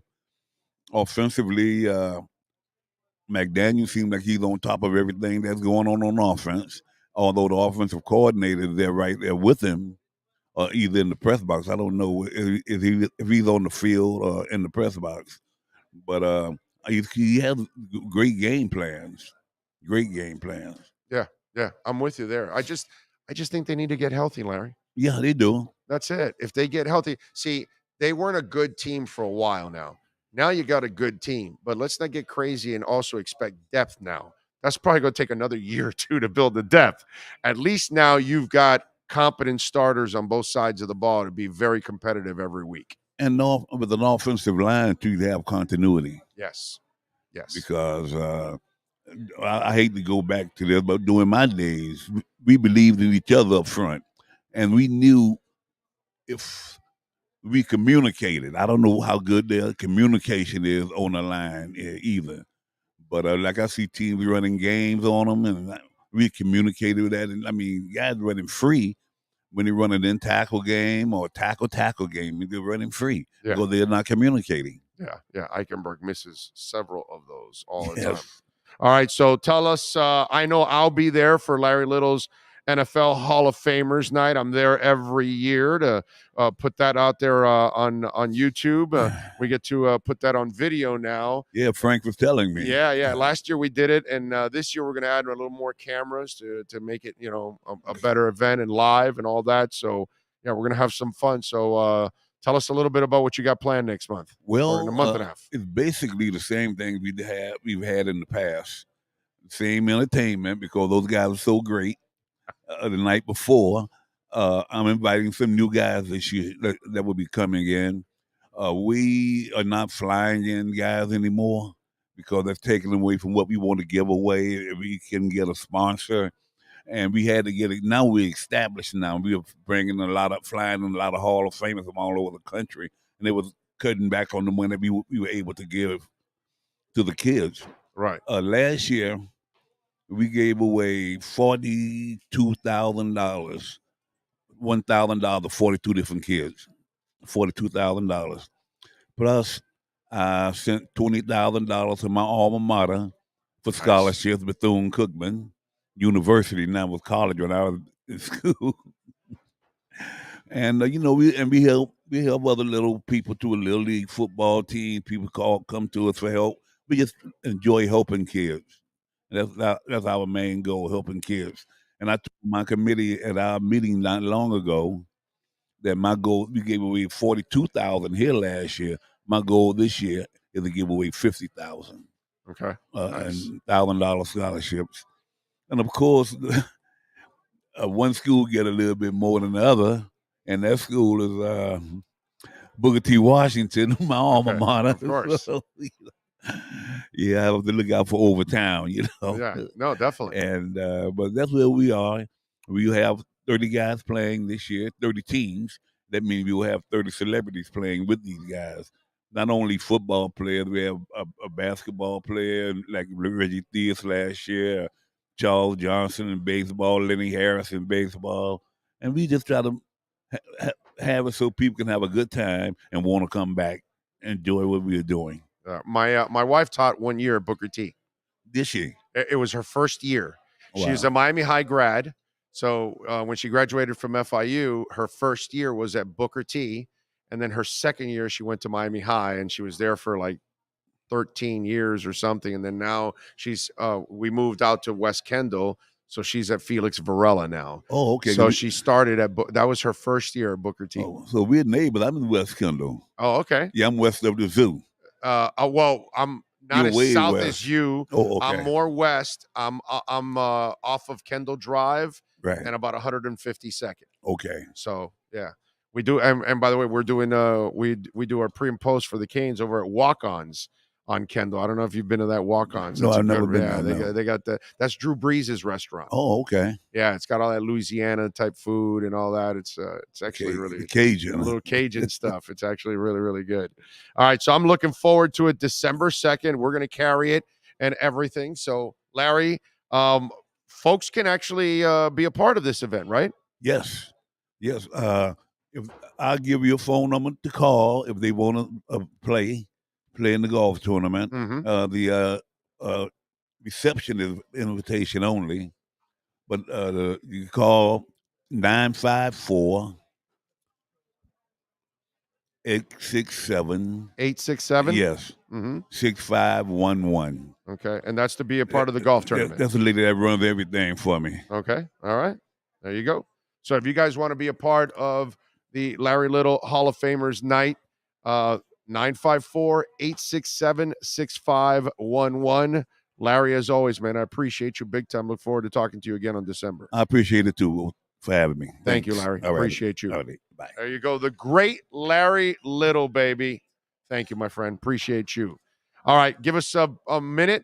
We're going to come back. Marcel Louis-Jacques from ESPN is ready to go with our myedgedrink.com Miami Dolphins report. Welton Rayom has more than 62 years of litigation experience handling insurance disputes. They're committed to resolving even the toughest insurance claims quickly. Call them for a free consultation. 954-966-4646. At Welton Rayom, they don't get paid unless you win. Property damage claims to your home, business, or condo as a result of a hurricane. Welton Rayom can help. Water, mold, fire, smoke damage, Welton Rayom can help. Call 954-966-4646. I think I know what this is. Houston, we have a package. Hello? No matter where you are, the Sloman Shield home security system guards your home. With next-gen perimeter protection, 24/7 monitoring, and interior motion sensing. And right now, get a free Sloman Shield security system and doorbell camera, all professionally installed, for free. Shield your world, the Sloman Shield. When you move, you need a reliable company led by passionate folks, eager to assist its customers during a transitional process that needs to be smooth. Call Essential Moving Experts at 844-368-5750 for all your local and long-distance moving needs. You can rely on Essential Moving Experts. Mention the Big O Show and get $150 off. Family owned and operated, they offer free 30-day storage, full-service moving, fully licensed, bonded, and insured. Moving was never so easy. EssentialMovingExperts.com. For over 16 years, EJDConstruction.com has provided South Florida residents quality craftsmanship, accurate project management, and exceptional service. That's why EJDConstruction.com is an A-rated member of Angie's List and the Better Business Bureau. When you're looking for the right custom home builder for additions or home remodeling, please call my friend Eric at 305-433-4843. That's 305-433-4843 for EJDConstruction.com. Welcome to Red Light Therapy, a revolutionary technology perfected by NASA to aid in muscle strengthening and recovery. Red and infrared light has the capacity to penetrate deep into the cell's mitochondria, potentially leading to increased energy, faster recovery, and the optimal performance your body demands. Train, fight, recover.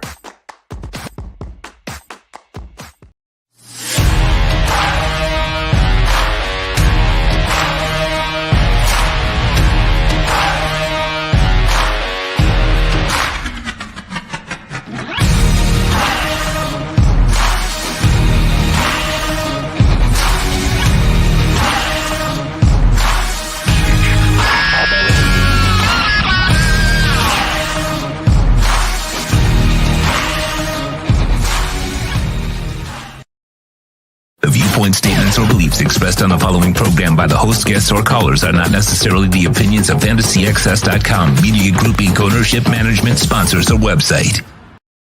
When it comes to South Florida sports teams, very few in the media have witnessed, lived, and covered it like the Big O. Let's start the program dedicated to your favorite South Florida teams with a passion that's unmatched. The Big O Radio Show is on. Here's the Big O.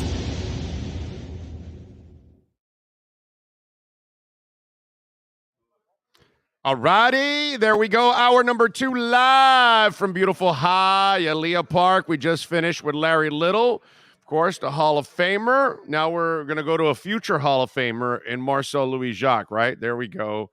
There we go. How you feeling, my man, with our Edge Energy Drink Miami Dolphins report? As you can see, a new billboard, a new look for Edge. And we are going to be serving Edge to all of the folks out there at Walk-Ons on Saturday when we're doing the Canes and the Duke broadcast. We'll be doing our pre- and post-game show. We've got giveaways from Perdomo Cigars, giveaways from Caneswear, and giveaways from Edge Energy Drink. So come on out there and try the finest energy drink on the planet. How you doing, Marcel? You doing all right, my friend? Oh, do we have him? Up.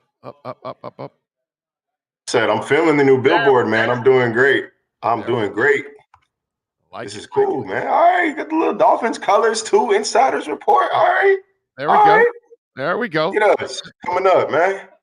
Yeah, baby. We'll things change, life changes, so we got to adjust with it. All right, so good news for Dolphin fans today, right? You guys were freaking out with Teron Armstead actually practicing. Holy crap! Yeah, Teron Armstead practiced today. I assume it's going to be a limited or described as a limited practice. We only get to watch the first. They say 20. It's a little liberal. That's a little liberal, but the fact that he's on the field is a positive sign. I fully expected him to not practice like the rest of the year, for that to be his new normal. If that's how you have to mitigate his pain and that's how you have to control his injury, then that's how you just got to do it, man. Because that's your leader on the offensive line. We just saw how bad it gets without him. Yes. We just saw it. It ain't pretty. So if that's what it takes, then, I think they would have been all for it. Mike McDaniel said earlier this week that he trusts Teron Armstead as much as any player he's ever been around. So, I mean, that speaks to the level of preparation and leadership that guy shows off the field. But it's a good sign.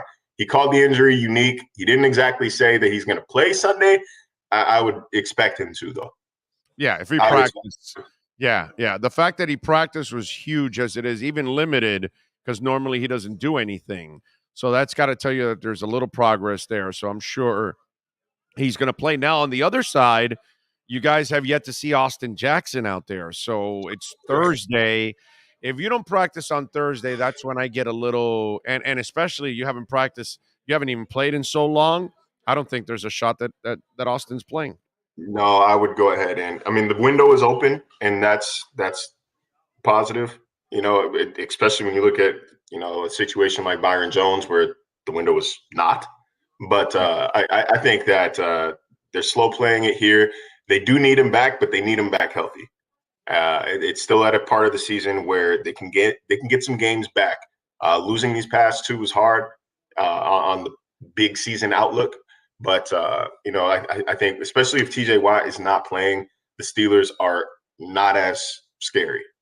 I would argue that they're not scary at all on defense. So I think it's a situation where they can afford to let him sit for another week, throw Brandon Shell in at right tackle. Between him and Greg Little, I am more inclined to put Shell there. Greg Little has been statistically worse than Liam Eichenberg has been this year.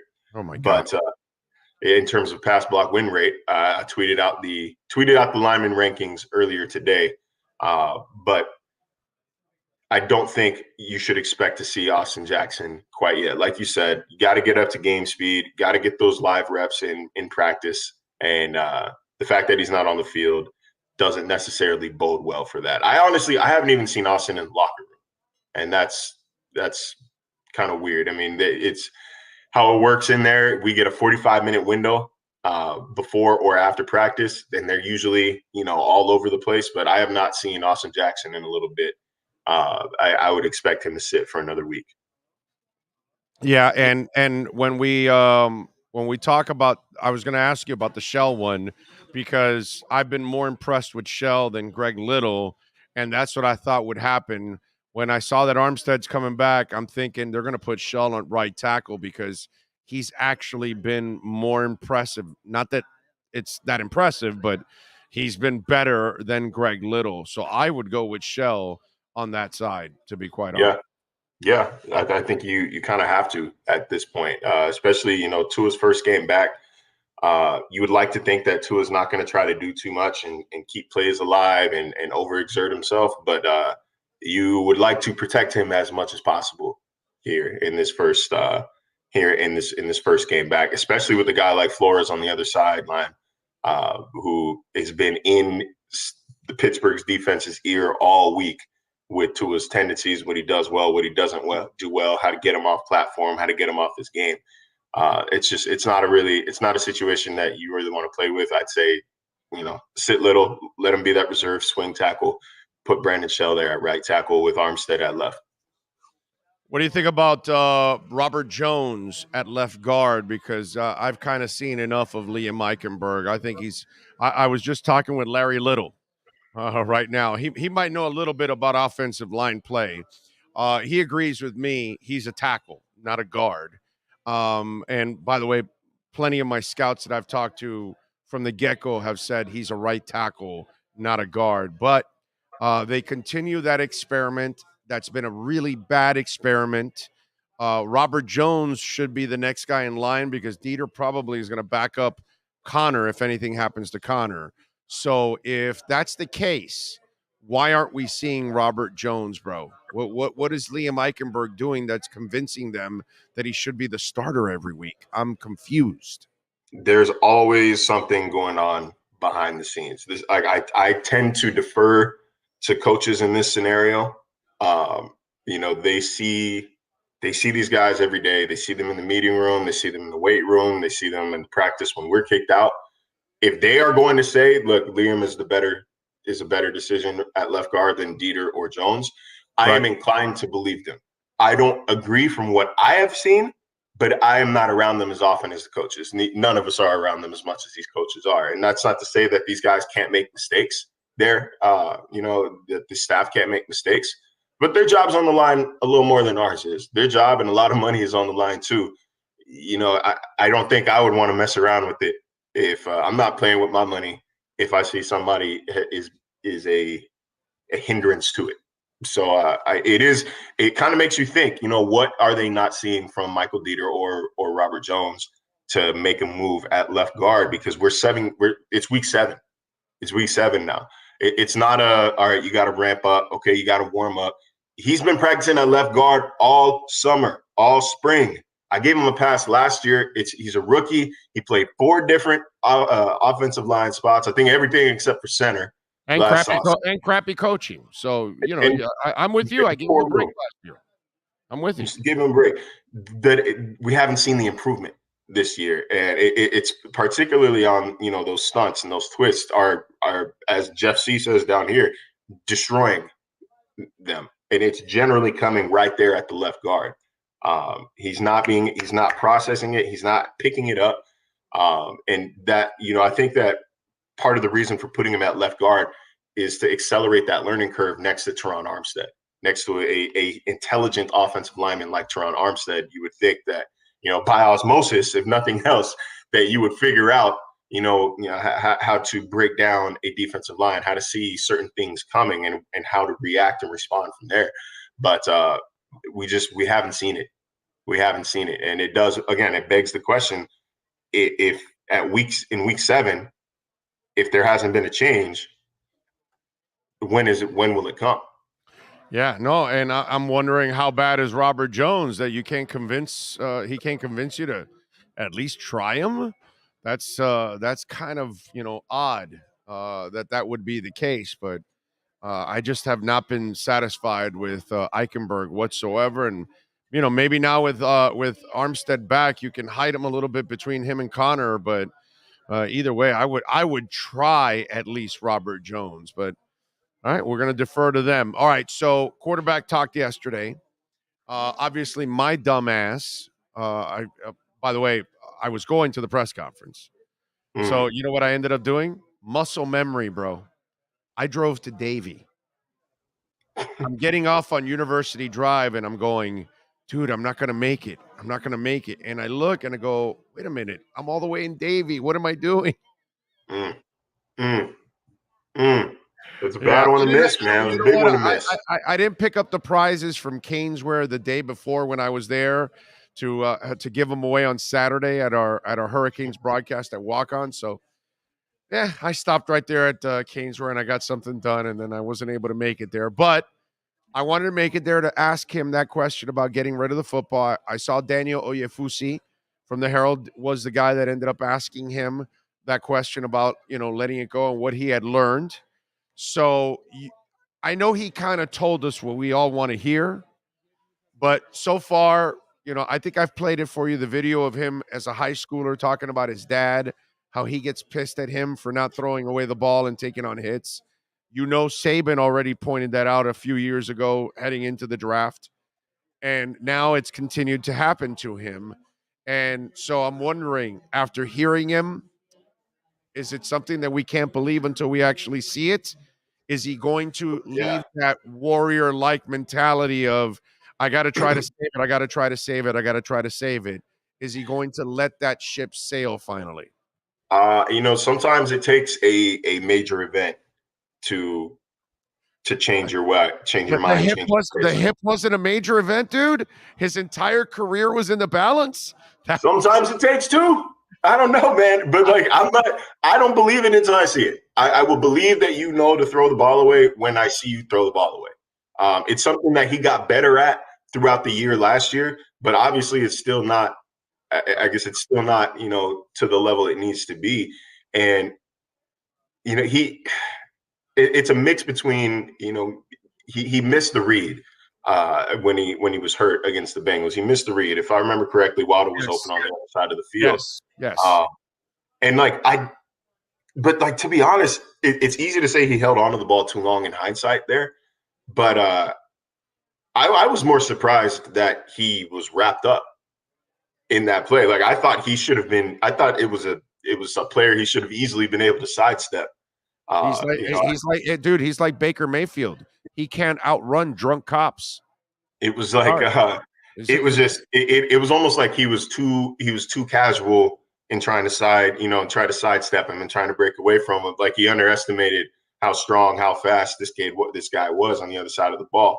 But he did admit, I mean, that's half the battle, right? He did admit, look, throwing the ball away is not something I've done well in the past. I need to know when to say die here. I need to know when to concede.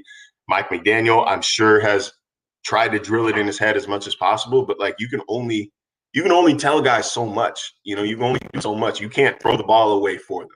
And it's not, it's not a cut and dry, one size fit all formula. Like every play, there's not something to look for in every single play where it's like, okay, like it's not worth trying to, it's not worth trying to extend the play. It's not worth trying to do X, Y, Z. You know what I mean? Like it's situational. Like you have to be able to adapt. You have to be able to take context clues in every one of these situations. So it's a hard thing to coach besides telling them, dude, do you want to go back to the hospital? Right. Throw the ball away. We'll be fine. Like we will be fine. The first 3 weeks of the season, the Dolphins led the NFL in points per drive. They led the NFL 2.8 points per drive.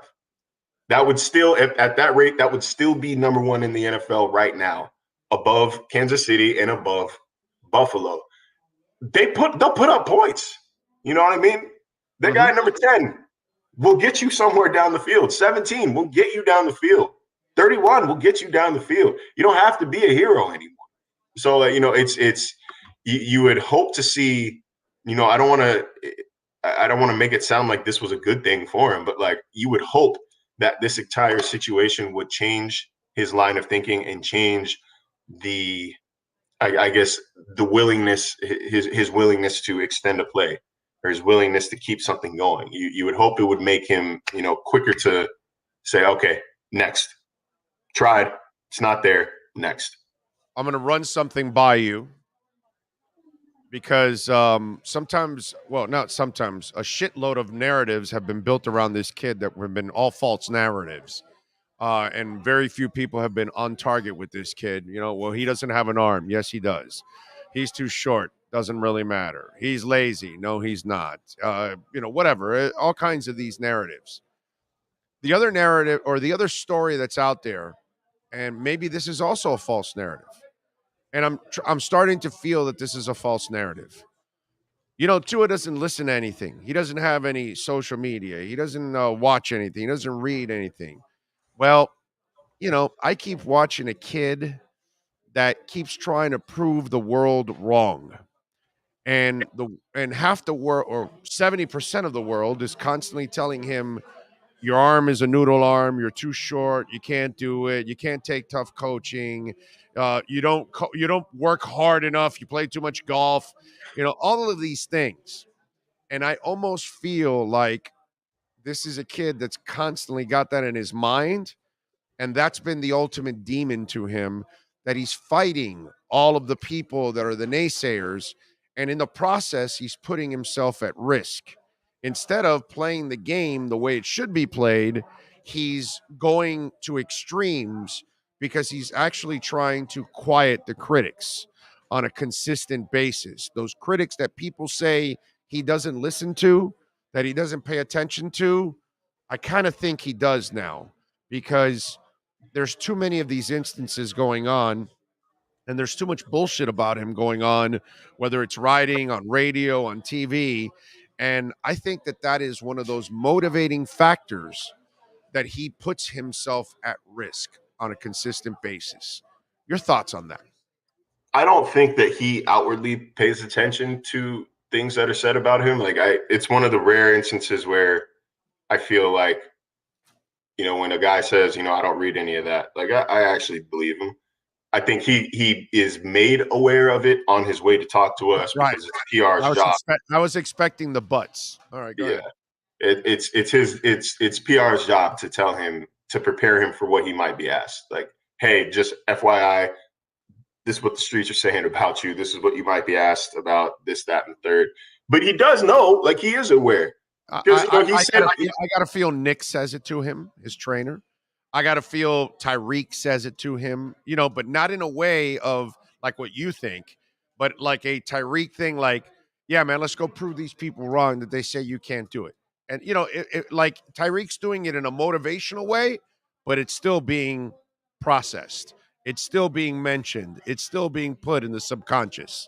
You know what I'm saying? But Tua said himself this summer, like, go ahead. He said himself this summer, it's kind of hard to play in the NFL when you don't have the arm, or it's kind of hard to play in the NFL if you can't throw the ball. So like he knows what's said about him. But as far as, I don't know how much trying to prove people wrong motivates him here. I think he just wants to play football, man. Like I think he wants to play football. I think that work is fun for him right now. That McDaniels, the environment has, it's made it fun for him right now. I think that he gets along with his teammates. And I just heard him in the locker room today. Like, I think that he gets along great with his teammates now, or at least well enough to win games. There's little reason not to believe that, with him under center. I know he said, he's not the savior. Yeah, you kind of are.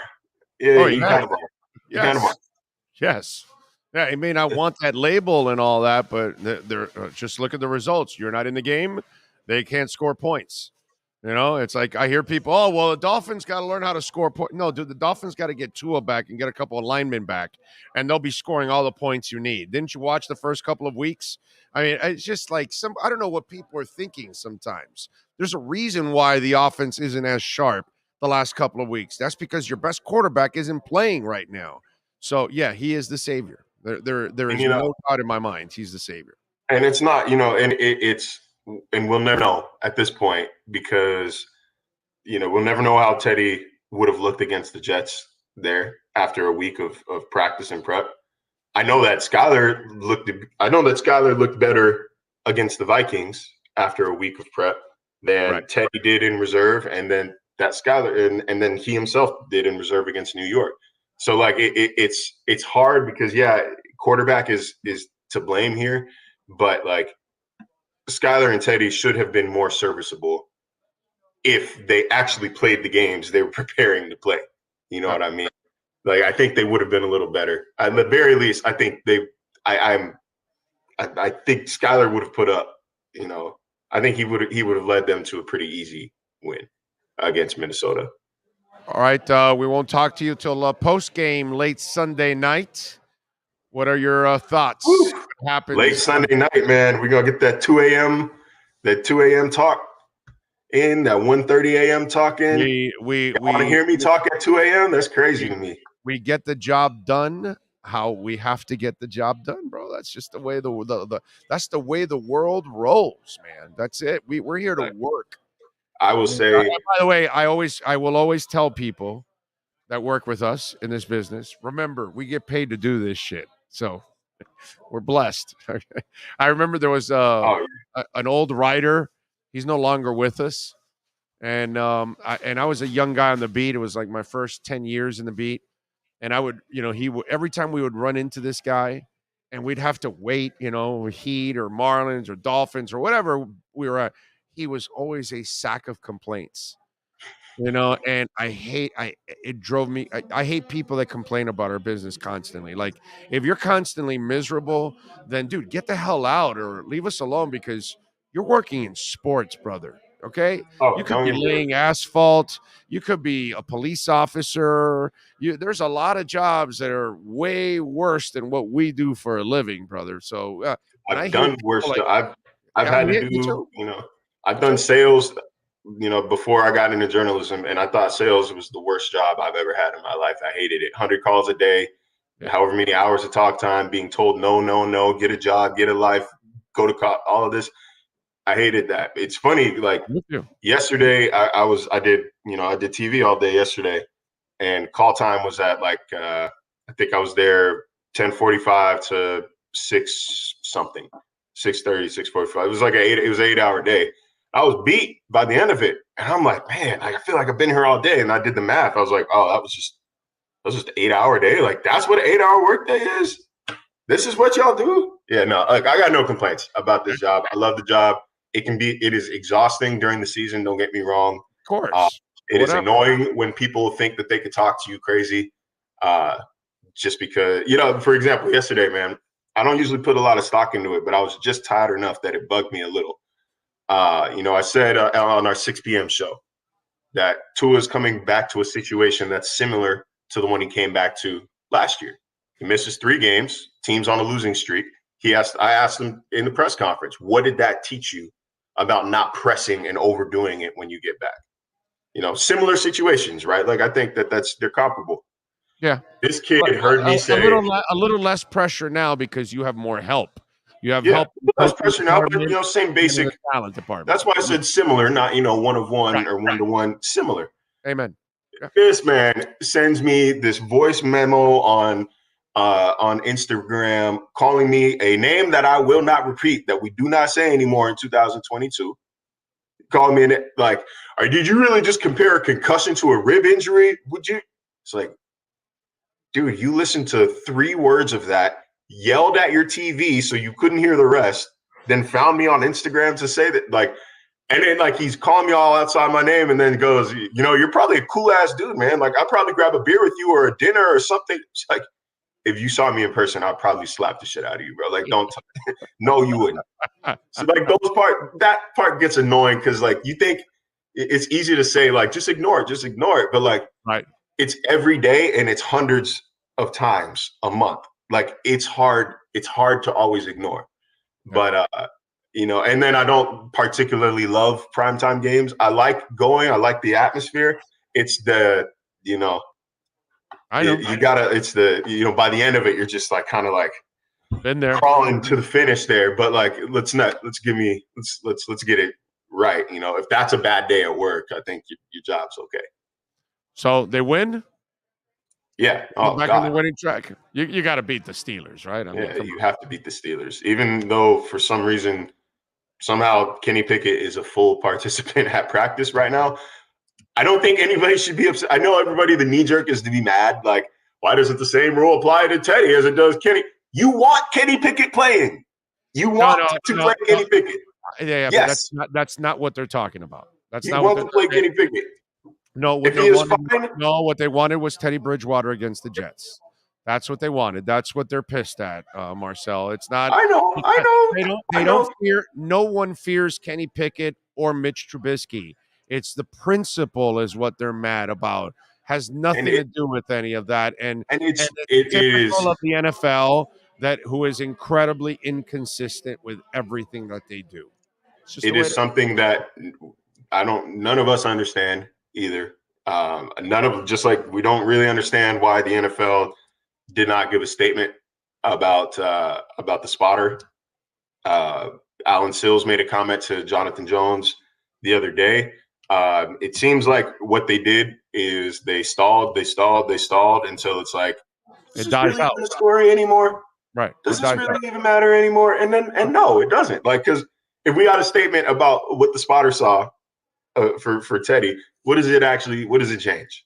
They're gonna let them play the game over again? No, like it doesn't change anything. So like, there's no choice but to move on. The league knows it's Teflon and they can get away with anything. Hey, but listen, we're still gonna watch. It's the same NFL. It's the same NFL that some of y'all were ready to believe wholeheartedly when they said the Dolphins didn't do anything wrong. Protocol was followed. Everything is kosher. Like, it's the same NFL that y'all won't believe. I try to tell you, you got to take everything they say with a grain of salt. Well, I mean, everything that went on there was a big farce, like I said from the get-go. Everything. The NFL, the concussions, the protocols, everything is just show. That's all it was. All they did was feed the lynch mob. And now that it dies out like everything else does in life, it's a news cycle, and you just give it some time. It dies out, and you move on to the next story, and the media moves on to the next story. That's all it is. Yeah, it's kind of wild, though, because they don't usually – the NFL doesn't typically bend to public will, to public opinion. There's no media that's going to hold their feet to the fire, my brother. Zero. Well, it's not that there's no media that will. No, there's no media that can. ESPN's not going to stand up to the NFL because they're in bed with the NFL. So they're not going to do that because then the NFL would hold it against them. Even if ESPN did, what difference would it make? So let's say ESPN pulls out of Monday Night Football, and I want to be careful because I don't speak for my company here. Let's get that disclosure. But let's just say ESPN pulls out of Monday Night Football, and then what else do we have a Saturday slate? I don't know. No, but let's just say, it's let's just say they pull out of Monday Night Football. But it's part of access all over the country for all ESPN stations, TV, everything. So it's not just that. They can start holding it against you for other things. But my point is that there's no media outlet in the world can make a quantifiable dent into the NFL's stranglehold over America. So that's why I'm saying it's not that nobody will hold them accountable. It's that nobody can hold them to the highest level of accountability. That's so we can criticize, and we do criticize the NFL ad nauseum, but as I think, everybody who said that they were swearing off the league after Colin Kaepernick was kneeling, after players were kneeling, that they swore, we're never watching again. This is garbage. This is this and that. And the NFL put out Wilt Chamberlain numbers. Yeah. They said, never mind. I laughed at all those people that said, I'm not going to watch again because it's a joke. It's like, you're not going to make a dent and you're going to be watching again. It's a joke. We tolerate everything that they do. They get away with anything and everything that they want, and they know they're going to get away with it. So wait. Yeah, and look, and again, I love my job, man. I cover a game for a living. I cover a game for a living. I talk about a game for a living. It's amazing. I worked my ass off to get here, but I love that. That does not mean that I can't criticize, that I don't find fault in the league that I cover. There's plenty to be critical of. There's plenty to be skeptical of. And I guess I can leave it at that. Follow him on Twitter at Marcel_LJ and catch him twice a week. You're doing his thing with our Edge Energy Drink Miami Dolphins report. Marcel, as always, thank you, my brother. We'll talk post-game on Sunday night. Yeah, man. Coffee in hand. Thank you, my friend. Appreciate you. Don't forget, folks, Saturday we're at Walk-Ons in Kendall, and we will be serving up a little Edge Energy Drink, baby. Yes, sir. So we'll have the Edge Energy Drink young lady out there serving some Edge so you can try it and mix it in with a little vodka. We're going to be giving away prizes from Caneswear. We're going to be giving away prizes from Perdomo Cigars. So we got all kinds of giveaways. So while you're watching, why watch the Canes and Duke game just at your house? Come on over to Walk-Ons. You might win some prizes. We can hang out, talk sports, all that good stuff. Sean will be there, myself, Mike McCoy. We'll get you ready with the pre and the post-game show. And in between, every quarter, we give out prizes over at Walk-Ons. So come on out there, 162nd, right off of Kendall Drive, which is 88th. All you do is get off on Kendall Drive in the Turnpike, go west about 10 minutes, and you're there, man. It's a beautiful thing. That is. And by the way, you can go to myedgedrink.com so you can get the finest energy drink on the planet. Support the great people that support our show, our platform. myedgedrink.com. Use the code Big O and get 10% off. 78 calories, delicious, smooth, and zero aftertaste. I can't say it enough. Once you drink it yourself, you will freak out. Delicious, smooth, and zero aftertaste. Edge Energy Drink.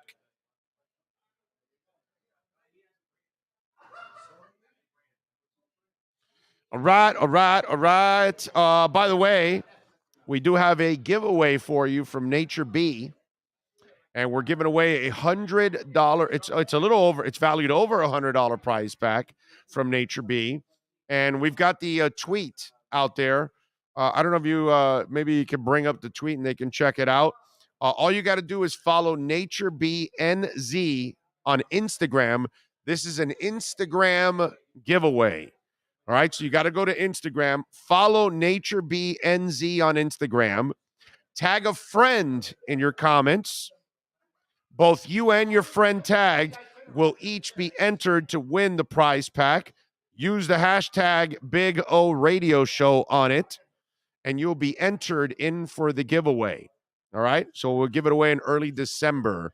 So if you want to get in on the Nature Bee prize pack, go to Nature Bee NZ, that's for New Zealand, on Instagram. Only Instagram, not Twitter, not Facebook, not LinkedIn, not TikTok, nothing. Only IG. Okay? Nature Bee NZ. Tag a friend on Instagram. And then use the hashtag Big O Radio Show. And boom, you are in. And they will pick a winner. All right? So there you go. Go to Instagram and get it done. A nation of gambling degenerates. That's why the NFL is king. Pretty much. I would go with that. There's the tweet right there. There you go. Show them the prize pack. So show them the beautiful picture of the prize pack that's in there. There you go. See? There you go. You get a nice little health pack right there. Got the lip balm, too. That's good. I like that. I like it. I like it. I like it. All right. What else do we have going on? All right. So Heat lose to the Bulls last night. Tyler Hero did play well, by the way. Got to give him credit. Strus did, too. I like Caleb Martin. Bam, I'm good with. He had a bad day. I can lean on that one. I'm good with that. Tua yesterday talking about his concussion. And I know that he almost joked about it. I know what he was going to joke about, by the way, because they asked him about, what do you remember? And he goes, well, I don't remember getting concussed at that moment and getting, I think he said even getting out on the stretcher. If I'm correct, that he didn't even remember that part either. Yeah, he said he remembered everything up to getting hit, and then he remembered being, I think, in the ambulance. Right, exactly. And so he forgot all of those things. And it's interesting because then they asked him how many concussions has he had, and he says, pretty funny. This you might find this funny, but I don't know. And I think he was going to joke when he was going to follow up with a joke. I think the joke was going to be, well, how can you remember the concussions if you forget when you get hit? I think that's what he was going to say, but he didn't want to make light of it. See, that's the problem with people out there.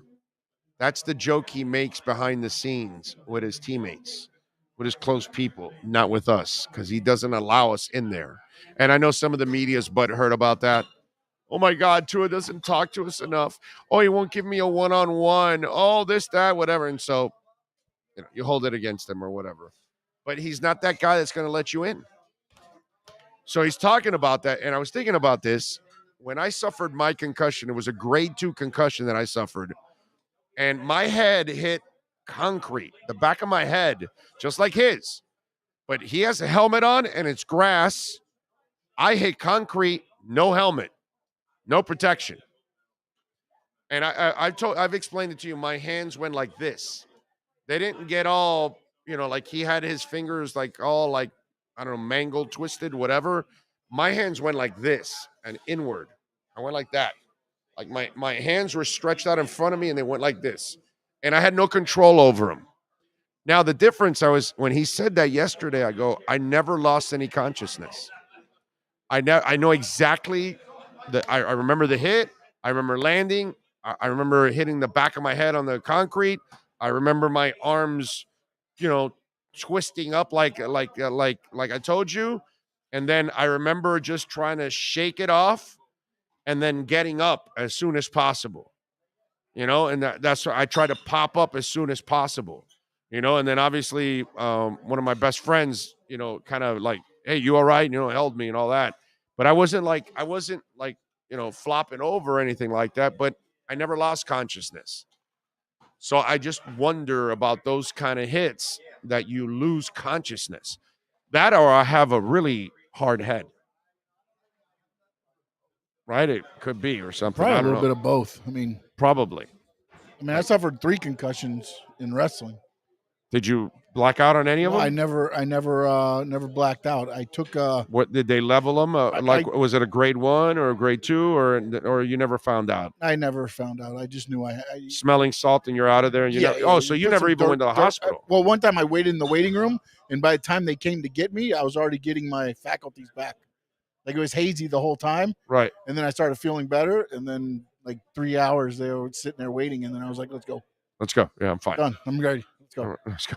Back in the ring the next day. But what the one time that I remember was I took a lobster pot to the head because I thought it was a popcorn. You know those popcorn things that we do a Christmas tree match, and I've talked about this before. And so it's the little tin can that like when you hit it, it makes this big sound. And the weapons were gift wrapped. So we went through. We knew what colors were the ones that were gift wrapped, so we knew.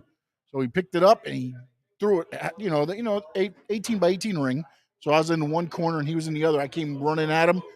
He threw it and it nailed me right in the head. And I swelled up. I was under a mask, and it actually swelled up this big. I had to it started stretching the mask and then the thing that when I was doing the gimmick we were doing was this wasn't a mask with eye holes. It was basically just a full. So if you start bleeding in the mask, you can suffocate. Okay, yeah. So once I took that, then I had to take a kendo stick shot too to finish the match. So when I went to take the kendo stick shot, I went to the other side. So the I don't know, the hematoma, whatever it was, this big swelled thing was above my right eye.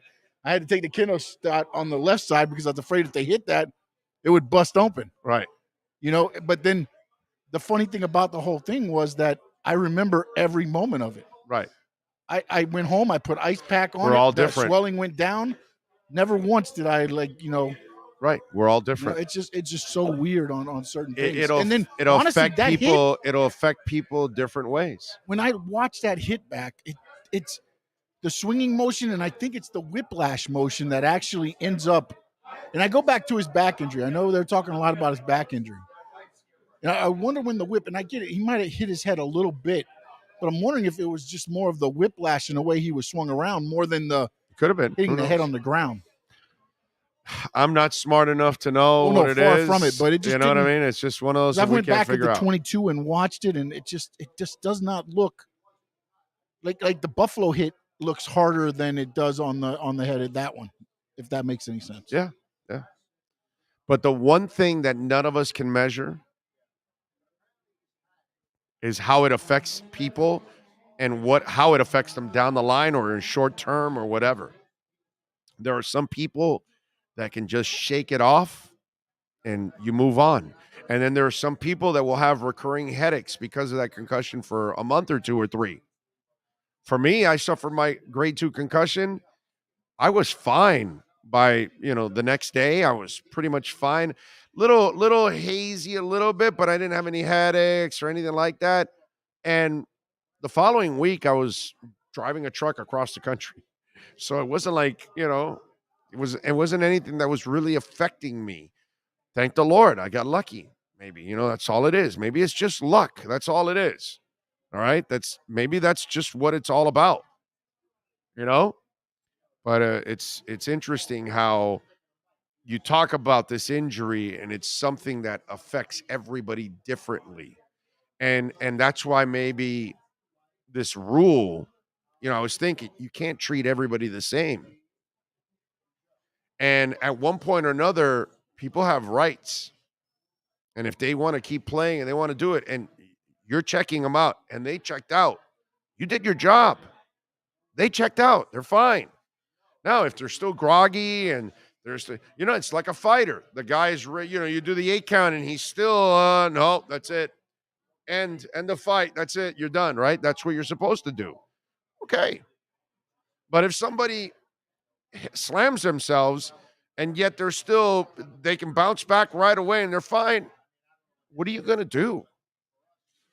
This is how they make their living. Lots of people make their living doing dangerous things. It's their choice. But I just thought it was interesting when he mentioned that. And I compared it to my experience where I did not lose consciousness. I know exactly what happened the entire time. Sean, same thing. concussed, but he knew exactly what happened to him. We're all completely different. And that's where this rule, I don't like it because it could have already cost the Dolphins a game. Miami should be 4-2, worst case scenario right now. You keep Teddy in there, you might win the game. But what are you going to do? So I just thought when he talked about that yesterday, I wanted to elaborate a little bit on that. Congratulations to the Panthers, by the way. They defeated the Flyers 4-3. They are 3-1 on the season. Carter Verhaeghe, bro. Right? I mean, dude, that was so much fun watching him do his thing. But anyway, just congratulations to the Cats. They've got Tampa Bay on Friday night. It's going to be a lot of fun. It's so different watching the team this year. Oh, yeah. I get it. We're only 4 games. I understand that. No, but it's a physical game. Yes, it's slower down. It's more like watching playoff hockey every night instead of the sprint up and down and 20 goals, which was exciting as hell. Don't get me wrong. Right. But we saw what it ended up being once we got to the playoffs. Right. And you end up putting a lot of pressure on your goalie because he's taking in a lot of shots when you're playing that style. This style, you might be able to protect the guy a little bit more and he wouldn't have to face as many shots. Last night it was 6-on-4 because of a penalty, and then they pulled the goalie. No shots on goal. Right. Because of the defense of the Panthers. I mean, again, that's where we're looking at. And then hopefully this year we don't have to pay meow, meow, meow, meow, meow, meow, meow, meow, meow, meow at the end of the year. Big O, so your arms went up after you fell without control? No, they didn't go up. They were down. I'm just showing you. It went like this, but downward, and like in front of my waist, in front of my hips. Yeah, right, like this. Like that. That's how they just went. They almost met together on the, and I'm facing my arms down. I was like on the ground, and they were like that. I'm looking down, and I couldn't control it. Weirdest thing. But then it popped right back. By the way. Vasquez, I'm with you on that. Big O, I want to see Tua do a golf swing celebration after scoring his 3rd and 4th TDs on Sunday. Big O, how big of a hole did you leave in that poor concrete? Oh, dude, the crater was about that big. Yeah, I got a hard head. There's no doubt about that. Yep. So Kenny Pickett was diagnosed and put under concussion protocol on Sunday. He's cleared to practice and expected to play on Sunday. The NFL's back to their old tricks, bro. Come on. That too, and then also, again, the reason he's playing is because it's Mitch Trubisky behind him. So if he's healthy, and again, Teddy Bridgewater, the thing with Mike McDaniel is he makes everything game-specific. So Teddy wasn't going to be available for the practice. I get it. Pickett came back earlier than Teddy was going to be allowed. But it was still McDaniel said, my offense is set up to be specific. If Teddy's not available till then to practice, it makes no sense. That's why I'm naming Skyler the starter on Monday. Right. So, I mean, again, it's 2 different variables. But, yes, he came back a day earlier than what Bridgewater was allowed to, I guess. Dougie Fresh says, there is actually a way. It was developed about 15 years ago where your saliva is tested for concentrations of microRNA. In minutes, they can tell if you've been concussed. It's 97% accurate, too. Wow. I know they tested me, but it was a long time ago. But, yeah. The NFL does not want that. Yeah. They don't want that. They'd have to go to 104-man rosters. Yeah. Yep. Been jamming to out to E Papare since you put it on my radar. Carlos Santana's the GOAT. Not many that can make a guitar sing like him. And I can't say that last word, but yes, I'm with you. E Papare is just, it's one of those, it's a great Santana song. And nobody knows it because it's an under the radar song. It's not Black Magic Woman. It's not Oye Como Va. It's not any of the popular tunes. If you know E Papare, it's because you're like a hardcore Santana fan, And so that's why it's one of those. Once you hear it, and if you love Santana, once you hear that song, forget about it. You're gonna go, wow, how did I never hear this song from Santana? Because it's such a badass song. Anyway, let's take a quick break. 2 hours down. We got one more to go out here at beautiful Hialeah Park. We're in the second floor poker room. I can see everybody having some fun. They're getting drinks delivered to them. You can eat. You got all the TVs going on. Downstairs, we got the loosest slots in the state of Florida, baby. And you can sign up to win an F-150. Come on, man. Did you go play downstairs already? You in it already? You in? You got some? Did you see me leave? No, I'm just saying. Got to get your entries in. So Ford F1, that is one of the best electric cars on the planet right now. Congratulations to Ford. That truck has, wow, they nailed it. I got to tell you. And that's what I want to get next. When I get an electric car, I want to get a truck. I didn't want a truck before during gas times because, brother, I don't feel like driving around something that gets 12 miles to the gallon, 15 miles to the gallon. You know what I'm saying? But now that F-150, if your house loses power, you can connect it to the truck and it can power some of the stuff in your house. That's how badass that truck is. So go check it out if you want, or come down here, go on down there, go play a couple machines, and you're entered right away to win the F-150. All right? So there you go. Let's take a break. I might do it right now during the break. That's it. Hour number 3 of the Big O Radio Show continues. Welton Rayom has more than 62 years. Welton Rayom has more than 62 years of litigation experience handling insurance disputes. They're committed to resolving even the toughest insurance claims quickly. Call them for a free consultation. 954-966-4646. At Welton Rayom, they don't get paid unless you win. Property damage claims to your home, business, or condo as a result of a hurricane. Welton Rayom can help. Water, mold, fire, smoke damage, Welton Rayom can help. Call 954-966-4646. Why is it that you get locked out in the worst moments of your life? Where are my car keys? Man, I can't find my house keys. In those frustrating moments, you need a locksmith you can count on. A. Lenny Locksmiths in South Florida, from Miami to Port St. Lucie. In Central Florida, A. Lenny locks it down in Orlando and Tampa Bay. Lockouts or lock changes for home or business. Car key replacements and programming all model cars. 24-hour service. Call them at 855-869-5625. Go to the website at alennylocksmith.com. Oh, great. You have a doorbell camera. Now you have a front row seat to your house getting robbed.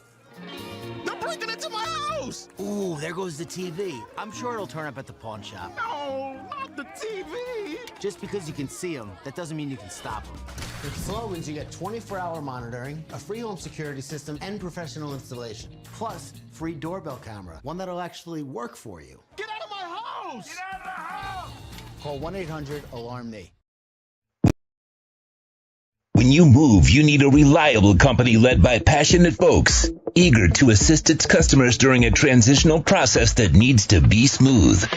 Call Essential Moving Experts at 844-368-5750 for all your local and long-distance moving needs. You can rely on Essential Moving Experts. Mention the Big O Show and get $150 off. Family owned and operated, they offer free 30-day storage, full-service moving, fully licensed, bonded, and insured. Moving was never so easy. EssentialMovingExperts.com. Welcome to Red Light Therapy, a revolutionary technology perfected by NASA to aid in muscle strengthening and recovery. Red and infrared light has the capacity to penetrate deep into the cell's mitochondria, potentially leading to increased energy, faster recovery, and the optimal performance your body demands. Train, fight, recover.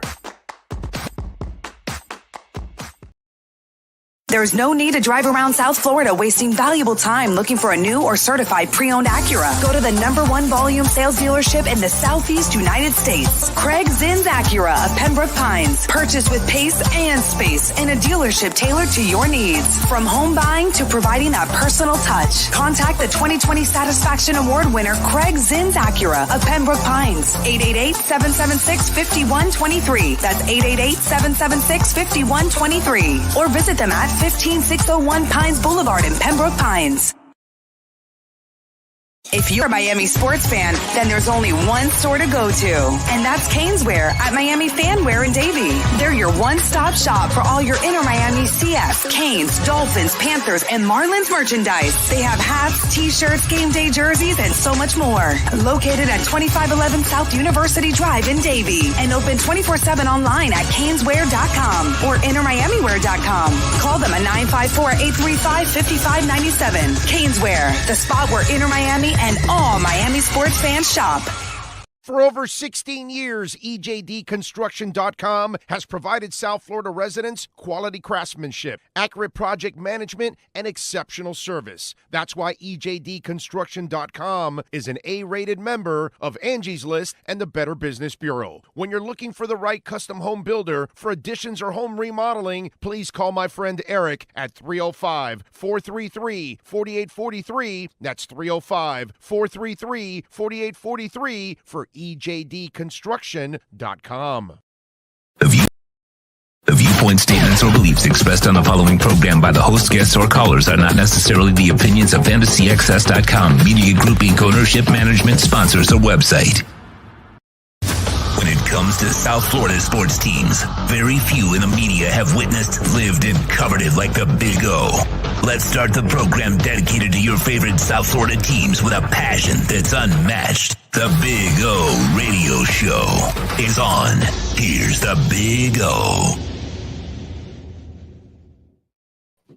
We are ready to start hour number 3 here on the program, and we're going to be joined by Alan Poupart now. We're ready to rock on the EJDconstruction.com Miami Dolphins report. How you feeling, my friend? Feeling good? No, I'm tired, but we'll slog through it. Yes. Get through it. Teron Armstead freak you out a little bit today? Did you like have to do a double take? Did you have to make sure that it wasn't an imposter out on the field there? Yeah, some good news right there. And you know what? The better news is going to be when this name no longer appears on the injury report. But that was obviously a step in the right direction, and that's big. Certainly trending like he's playing Sunday night, which obviously would be good news. And it looks like the opposite is true of Austin Jackson, who I'm gonna assume has taken a step back since we're not seeing him on the field. High ankle sprain, right? It's got to be a high ankle sprain. That's what I think. That's what it was funny because McDaniel actually said it and then kind of backtracked, and he said it was along the lines of when you're dealing with a high ankle sprain or an injury to an ankle, and so yeah, I kind of got the feeling he caught himself. When you do it, when you're out this many weeks, it's not an ankle sprain. I'm not stupid. I wasn't born yesterday. None of us are stupid.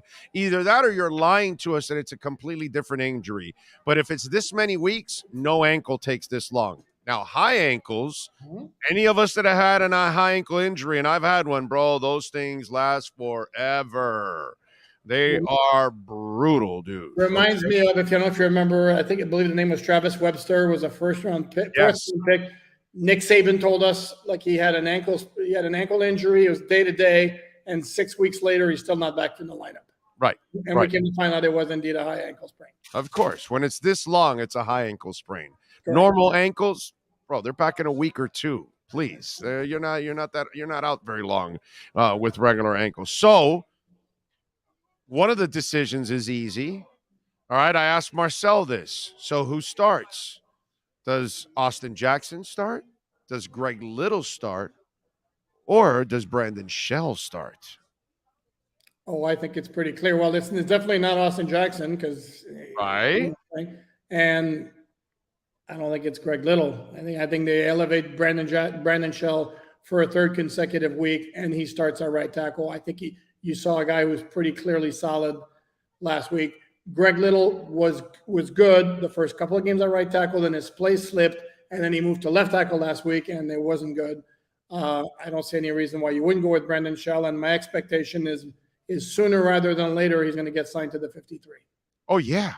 Oh, there's no doubt. The way I watched him play, he's going to become the swing tackle on the team. I can guarantee you that already. Just by watching him, he's better than Greg Little, dude. You're better than Greg Little, but I mean, you know, I give the guy some credit. I thought he did all right, man. Considering being thrown to the fire right off the street, I thought he actually did a half decent. So you're with me on that one. So it's Brandon Shell. Should be the starter. I'll take it a step further and say that if he has, because to me the issues last week were Greg Little and were Liam Eichenberg from where I sat. And if they put Brandon Shell in the starting lineup against the Steelers and he performs well, there's no hurry to bring Austin Jackson back in the starting lineup. That's right. Now you're not as desperate if he can hold his own. I agree with you. Now Eichenberg is definitely not holding his own, and you know it's like when are you going to give Robert Jones a shot? Okay, because that's you got to give Robert Jones a shot overall. So I don't know what's going on there, but that one's hard to explain because it reminds me of the NFL telling me that Teddy Bridgewater had some kind of ataxia, and I can't see it anywhere in the film. Please don't tell me that Eichenberg is worth staying in the lineup because I don't see it in the film. I really don't. I mean, he is a detriment to any quarterback. Yeah, I'll be honest with you. What I notice everywhere where I see the flaws are in pass protection. I haven't necessarily studied enough his run blocking to see maybe he's been very, very good in the run blocking. Larry Little, by the way, we had Larry Little on a little while ago, and he was like, yeah, the pass protection is where they're really, really struggling at times. Eichenberg, he was talking about, actually. He hasn't been happy with Eichenberg either, by the way.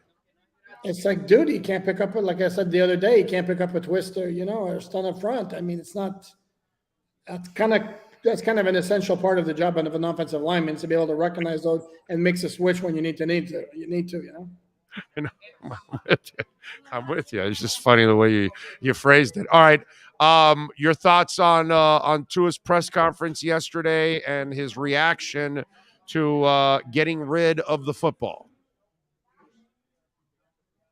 Yeah, he didn't say anything that we don't. Number one, that we don't know. Number two, that he hasn't said before. It's one of those where I think he recognizes the problem, but there's a difference between saying it, like it's me saying, "Well, I know I need to eat better, like all the time, consistently," and actually doing it.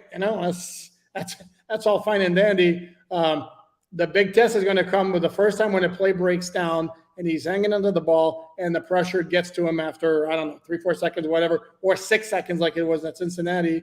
And then we see him having made the correct and wise decision, just chuck the ball away.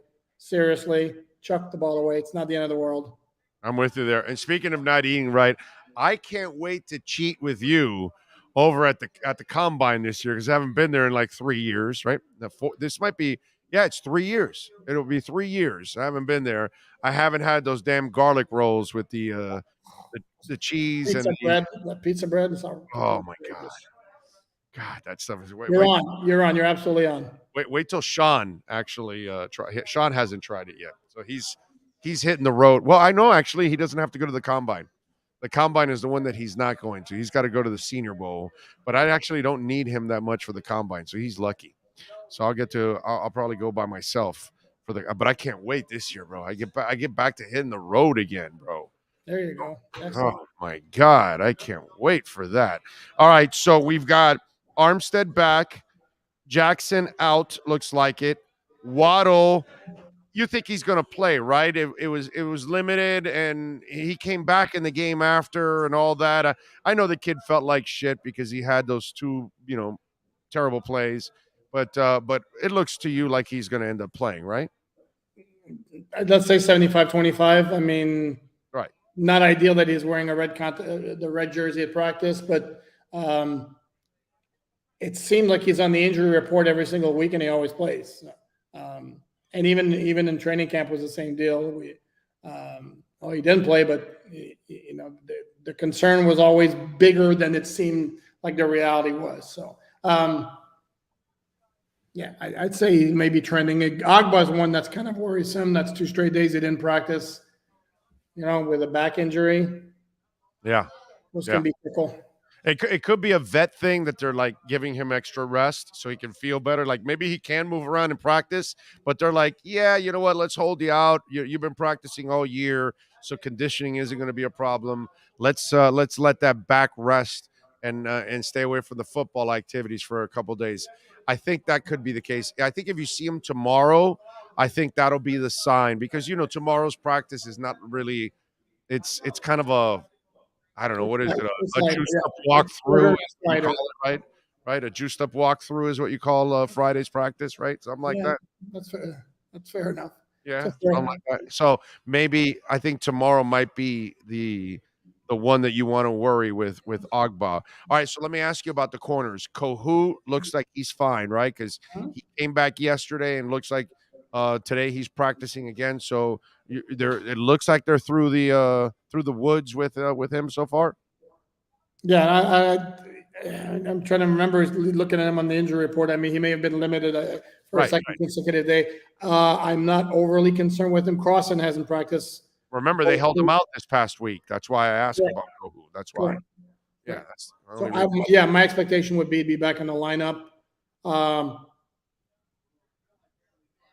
Be interesting to see if he does play, if they wind up starting him, or if they wind up starting Noah. Right. Because I think Noah did enough good things that maybe he starts and Kohu's the slot. Damn it, bro! You jumped on me there. That was going to be a follow up. So, have you gone back to see the film and watch Noah? Because it was cool to see him do more positives than negatives, in that game. But I have not gone back to watch all the plays to see how he did. Your thoughts on Noah overall? And we can't say he's turned the corner until we see him play, good for a few weeks. Then we can say, hey, now something's happening. But your thoughts on his play last week? No, and the thing about him too is it does it look like it doesn't come naturally to him.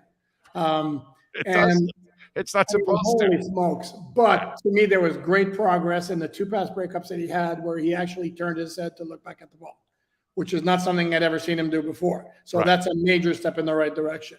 Now, the DPI he got, it's a simple double move. It wasn't anything. It wasn't Devontae Adams, like doing some fancy footwork there.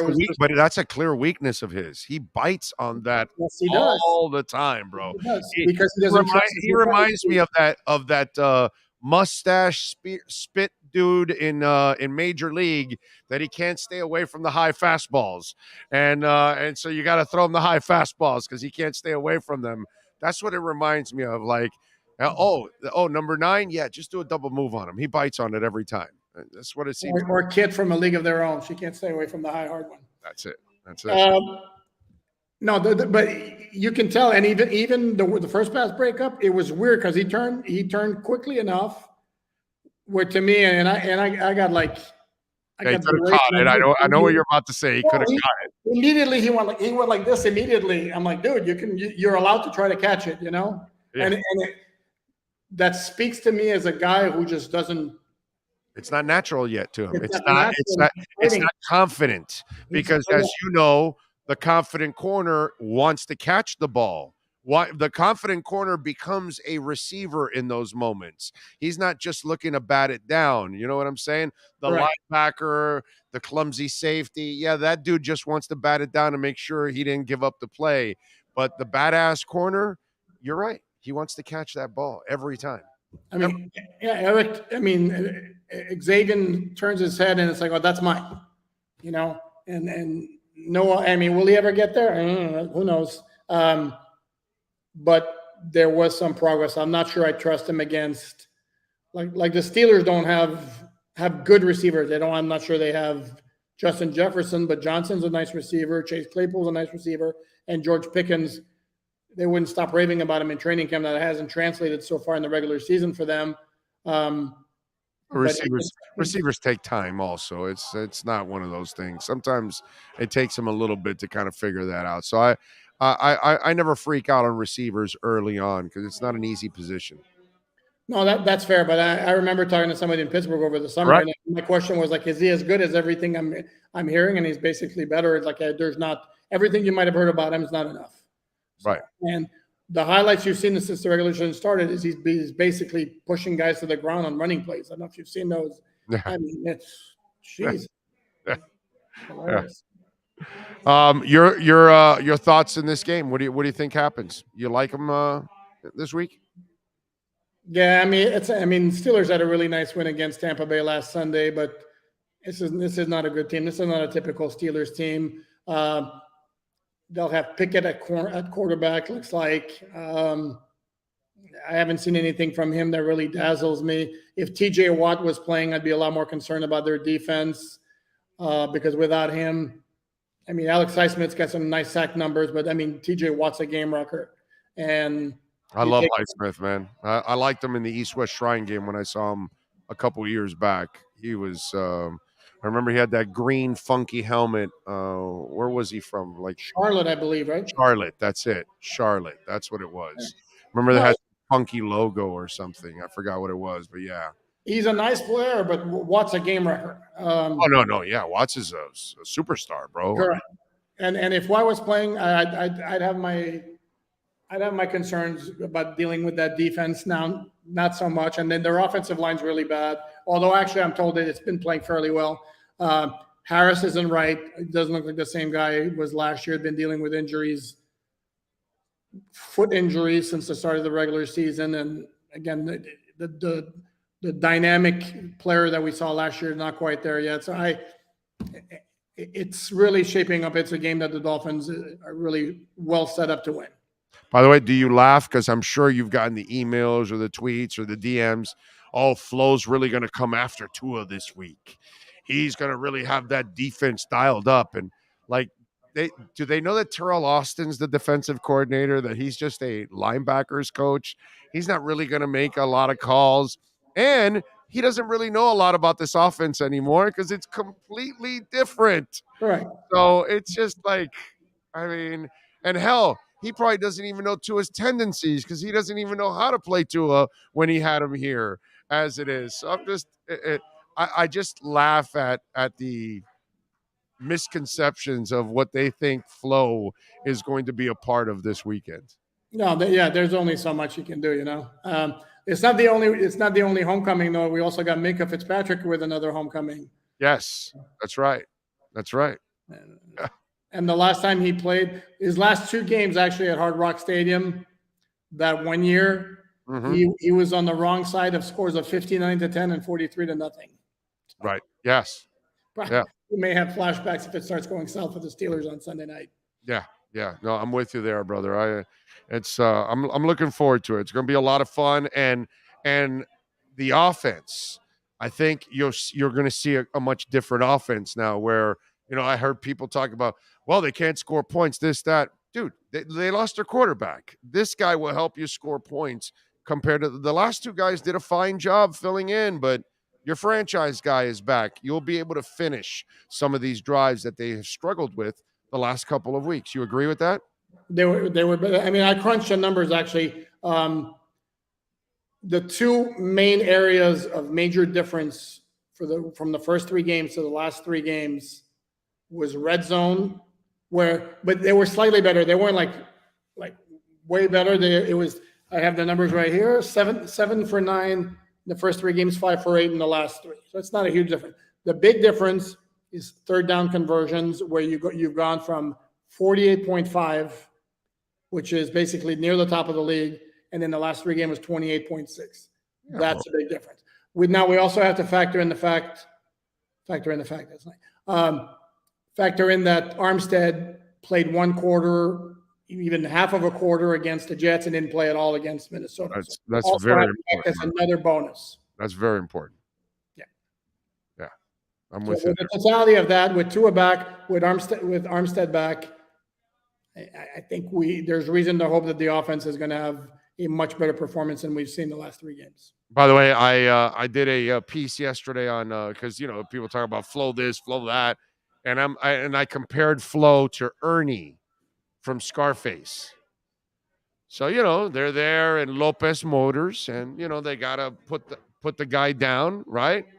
And so then there's Ernie with his bottle of Jack, sweating bullets, and Tony turns to him, "You want a job?"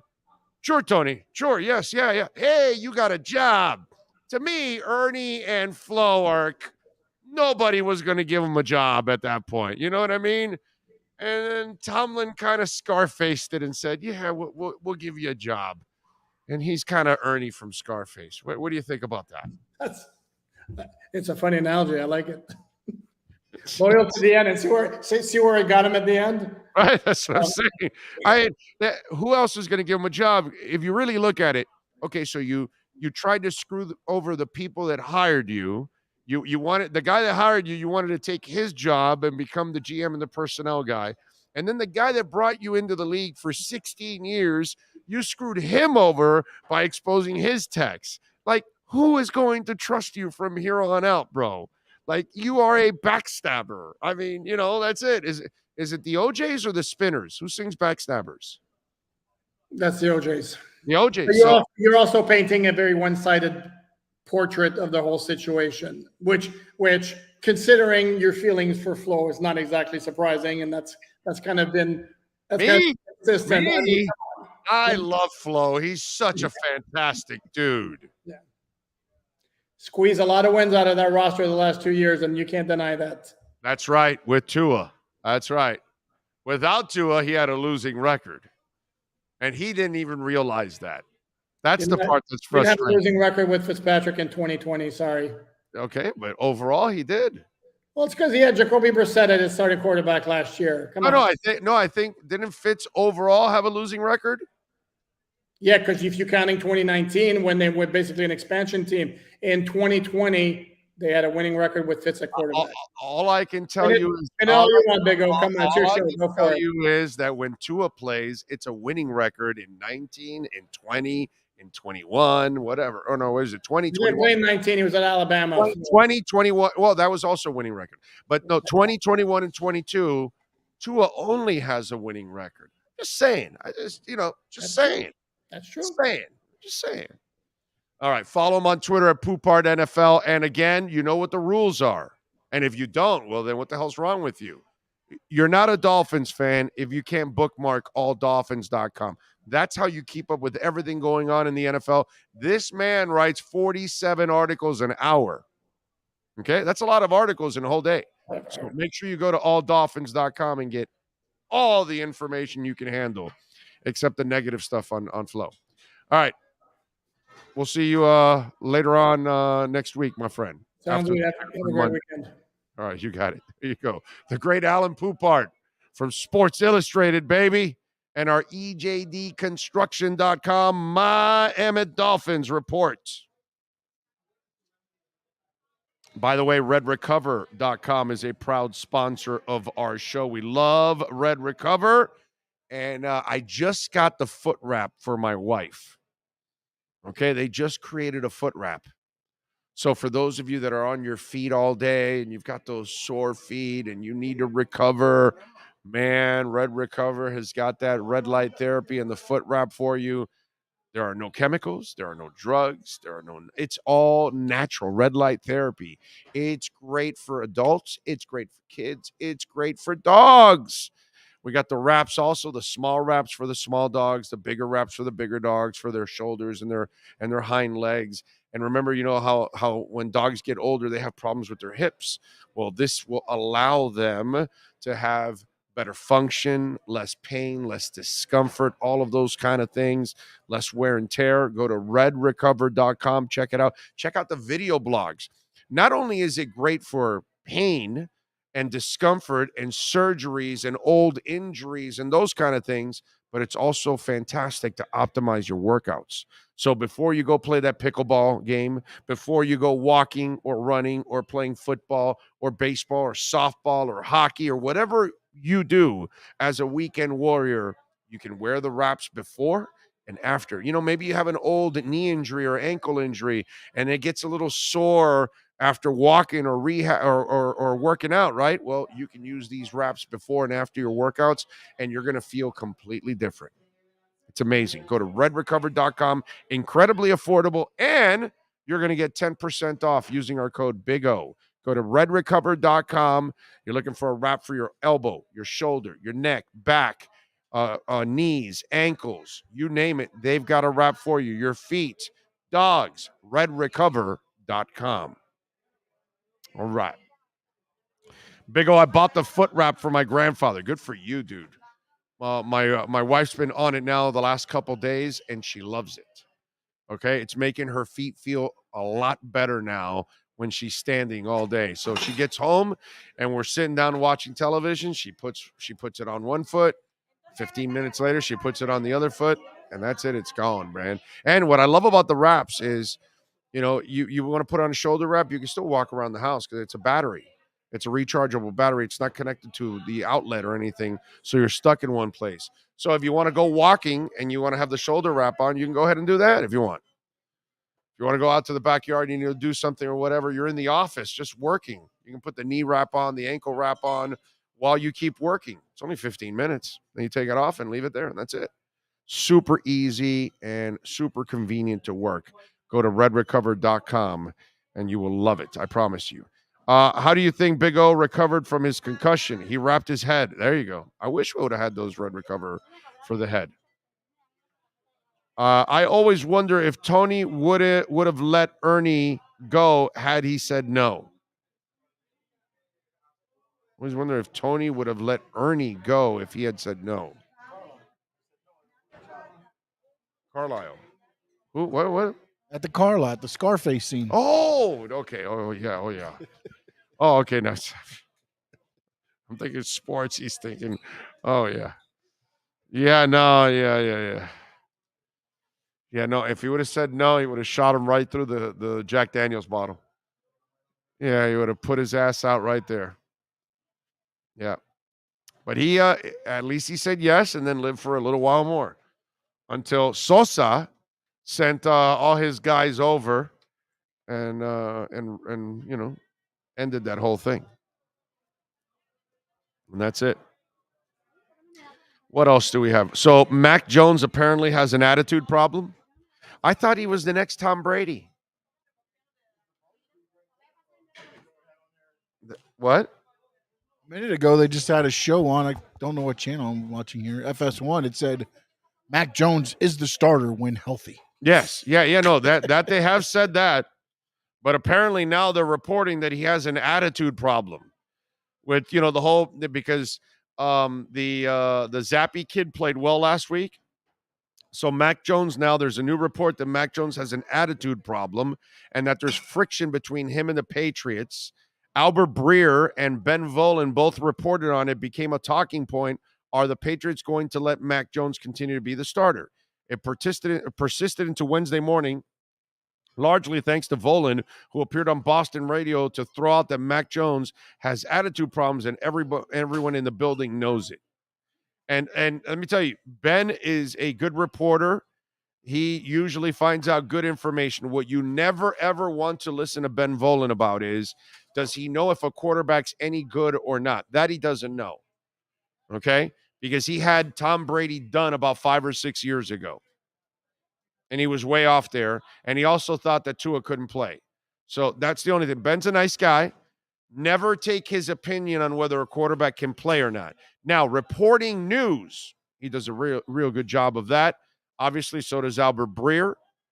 So we'll see now. One report suggests that they're using Zappy to teach Mac Jones a lesson. Mac Jones beat out, but not in his prime, Cam Newton for the starting gig last year, but now it believes that he has some real competition in Zappy, and it wouldn't be the craziest thing in the world for Mac to get a big head after being crowned the next franchise QB following Tom Brady. There you go. This is Brady Garoppolo all over again, right? Oh. And, well, Zappy is the owner. I feel like this is Bill Belichick is what Vince McMahon was in WWE. Wash, rinse, and repeat. Right. And you know what? It worked with the turmoil with Garoppolo and Brady. Let me recreate it here with Mac Jones and Zappy.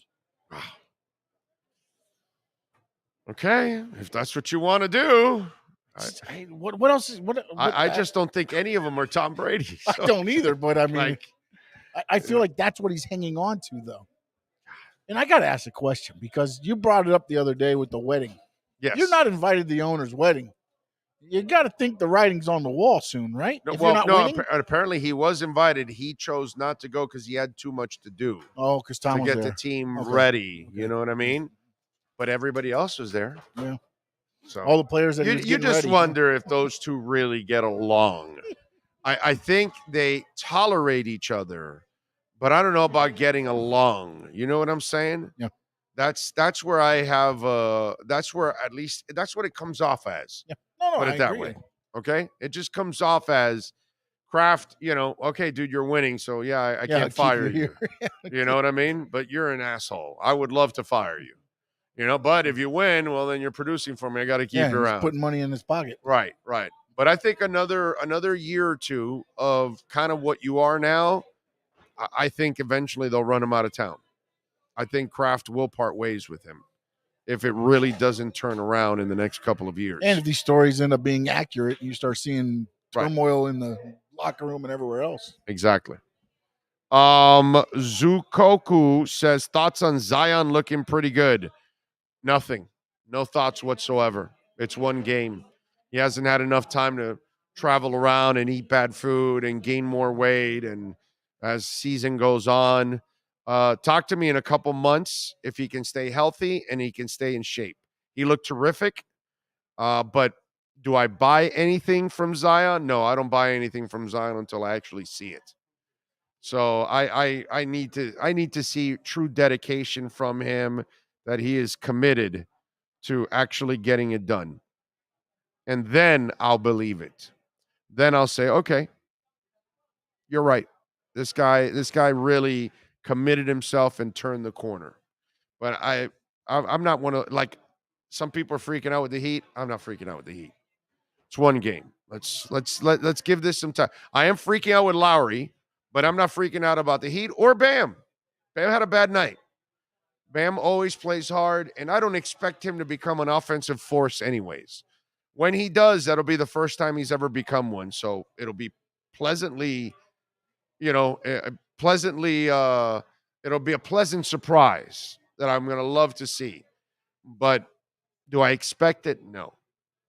So I'm not going to overreact one way or the other with Zion. Zion has proven that you can't trust him.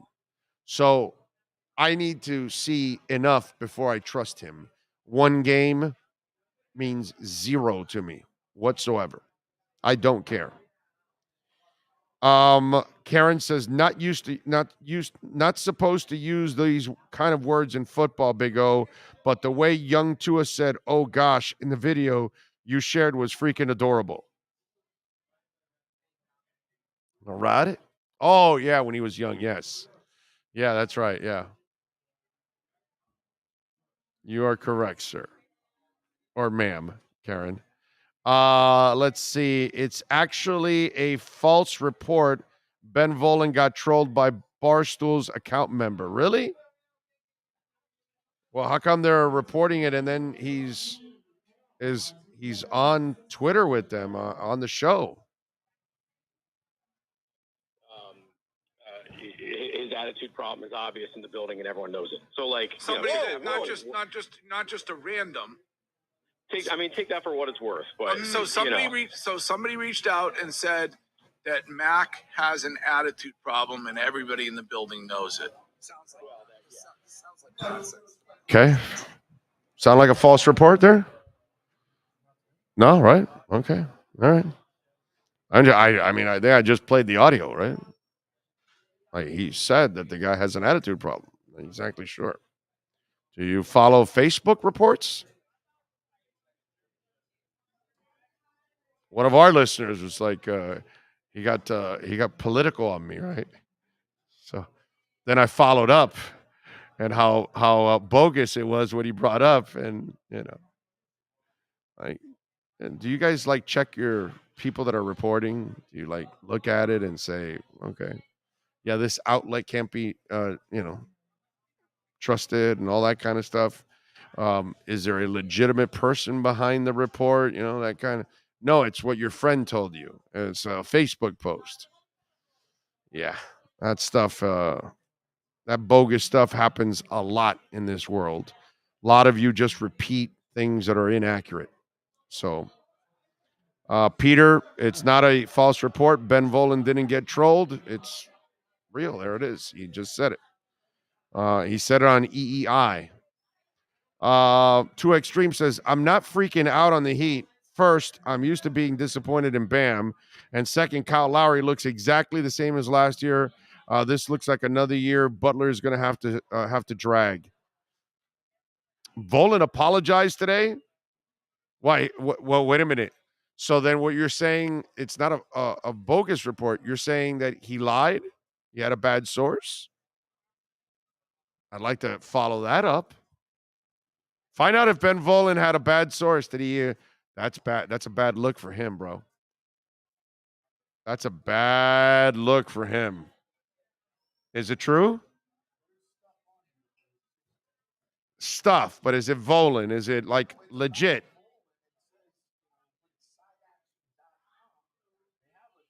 All right, go ahead. No, you tell me there what it says. No, it's come sideaction.com. They Right. say Patriots beat writer Ben Volen apologized after getting duped in DMs. And then it looks like an accurate thing. I was trying to go to Twitter before I jumped on. Duped in DMs for what? Because I guess they sent him the story. Oh, about it. So then he started reporting on it. And so he had a fake source. I'm guessing they read it to him. I'm trying to find it. Yeah, it was So 8 hours ago. Wait a minute. He had a fake source that he couldn't even talk to physically? It said, hey, everybody, just want to acknowledge I made a mistake Wednesday on WEEI. I should have not spoken of the DM without vetting it first. No excuses. It won't happen again. I appreciate the feedback and comments I've received. Wow. That's a terrible look for him. That's a terrible look. How do you get a DM and you don't go check with that source again? Like, I at least for me, when I break stories, I get to I talk physically to the person. I don't just, no.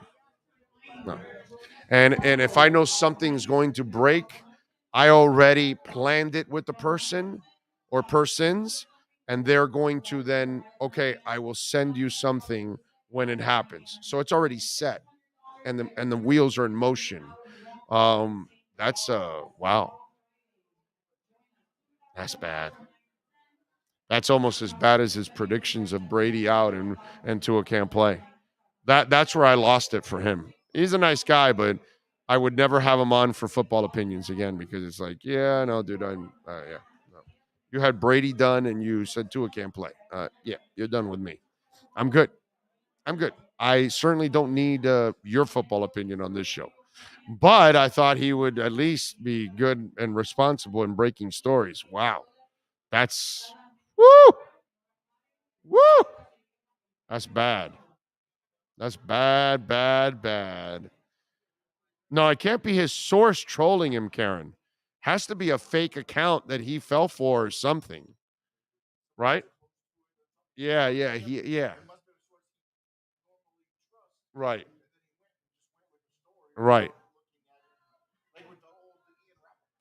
Yeah, but you got It's kind of like the stuff with Ian Rappaport and stuff where, you don't look at the thing and then you see the blue check and Ian Rappaport name, and then you look at the @ and it's like got you. Yeah, but you gotta reach back to your source. I and think, say, at that point, yes. Are you serious? This guy's got an attitude problem. Like, tell me more. This, that, Yeah, especially that story in that town, and I mean that's like, dude, are you serious? Like, you better like put that out there. Like you better know. So yeah, that's bad. That's a bad poor guy. That's a bad look for him. Good thing is they don't really hold you accountable in today's world. Oh, Belichick will hold him accountable. Well, Belichick, yeah. Belichick's waiting. Yeah. Belichick is going to have his ass. That media day. Yeah. Belichick's going to have his ass. There's no doubt about that. Yeah, the PR department's going to relay something that's not going to be very nice. He's going to be like, hey, Ben, why don't you report this? Yeah. Yeah, I don't think Ben's going to have any access to Mac Jones one-on-ones. Not anytime soon. Yeah. True Finn fan says, let's relax with the Heat, okay? They'll be fine and entertain us Miami fans as usual. Bam is not a number 2, and Jimmy is not a number 1. They need a true superstar, and then we'll compete for a ring. Amen. The only problem with that, True Finn fan, is that they're too old already for that. You had to do that with Jimmy the last couple of years. You're putting more mileage on Jimmy this year, and you're not getting the superstar this year. That's already done. You don't have the ammo you need to trade for a superstar, and there is no superstar available that you could even have. So you're now going to put another year on Jimmy and Lowry. Come on, bro. So the championship window for the Heat is pretty much done. Let's be honest. Now it's clearing out the salaries in the next couple years, and then with the young guys that you have, then you add a superstar on top of that, then maybe you can start getting back into that. But what you're currently structured, the way you're structured now, and of course the way you put it, sir, you are 1,000% right. Bam's not a 2, not a 1, and Jimmy's not a 1. He's a 2. So you got to go get your 1. But the problem is Jimmy will no longer be a 2 by the time you need to go get that 1. And that's the issue there. You know, you are playing with fire with Jimmy Butler as many years as he has and mileage that he has on his body now at this point. And you failed in your first 2 years to go get that superstar next to him. Now you're not going to see the best returns from him. You already got your best returns. It's hard to imagine anything getting better. It's realistic to expect everything to start going downhill with him. And so, sorry if I, busted your bubble or disappointed you, but I'm not trying to shock you or anything. I'm just telling you the brutal honesty on it. You had to team up Jimmy with that superstar the first 2 years. Not on the back end of this deal, unfortunately. Jamie says, Big O, I almost don't want the Dolphins to get primetime games at home early in the season. That way they can take advantage of the Heat. Well, you could still take advantage even in the evenings because our evenings are still sweltering. Well, it wasn't last night. Damn, last night was nice, bro. Last night was awesome, dude. Does it heat up on the weekend? Does the heat wave come back? Because that's what we need. We need those sweltering evenings. Problem is we're now into late October. So, yeah, kind of changes. 84, 72? Oh, yeah, so 72 is nothing. Yeah, so they get a break. Yeah, I'm with you, but it needs to be a 1 o'clock game. Yeah, we're not getting a hot night, unfortunately. I think his source took a fake story, not expecting to write about it per Tobin and Leroy. Well, that's not a source then. You understand what I'm saying? I've been doing this for 33 years now, almost. I don't have fake sources. That doesn't exist. That's an oxymoron. You can't be a source if you're fake. So why would you follow the story of a fake source? Or why would a source send you a fake story? Then that's not a real source. I mean, real sources are players, front office executives, coaches, agents. These are the people that we talk to. They're not going to be joking around sending you fake stories, dude. Those people don't have time for that shit. At least the people I talk to, they would never send me. I can't imagine a general manager, an assistant general manager, a personnel director, a college director of scouting, a pro director of scouting, a regional scout, a regular scout. I talk to people of all those levels. Not one of them has ever sent me a fake story. Okay? They might send me a joke, of something going on around the league that is clearly like a joke. It's a meme, and we'll laugh about it and we'll talk. But they would not send you fake stories. That doesn't make any sense. I'm just saying. He must have followed something that wasn't real, and I don't know what the hell. I don't know. Doesn't make sense. I feel like Bill Belichick told somebody, send this out to everybody. Let's see who reports it. I like it. I like it. And Volan took it. And Volan took it hook, line, and sinker.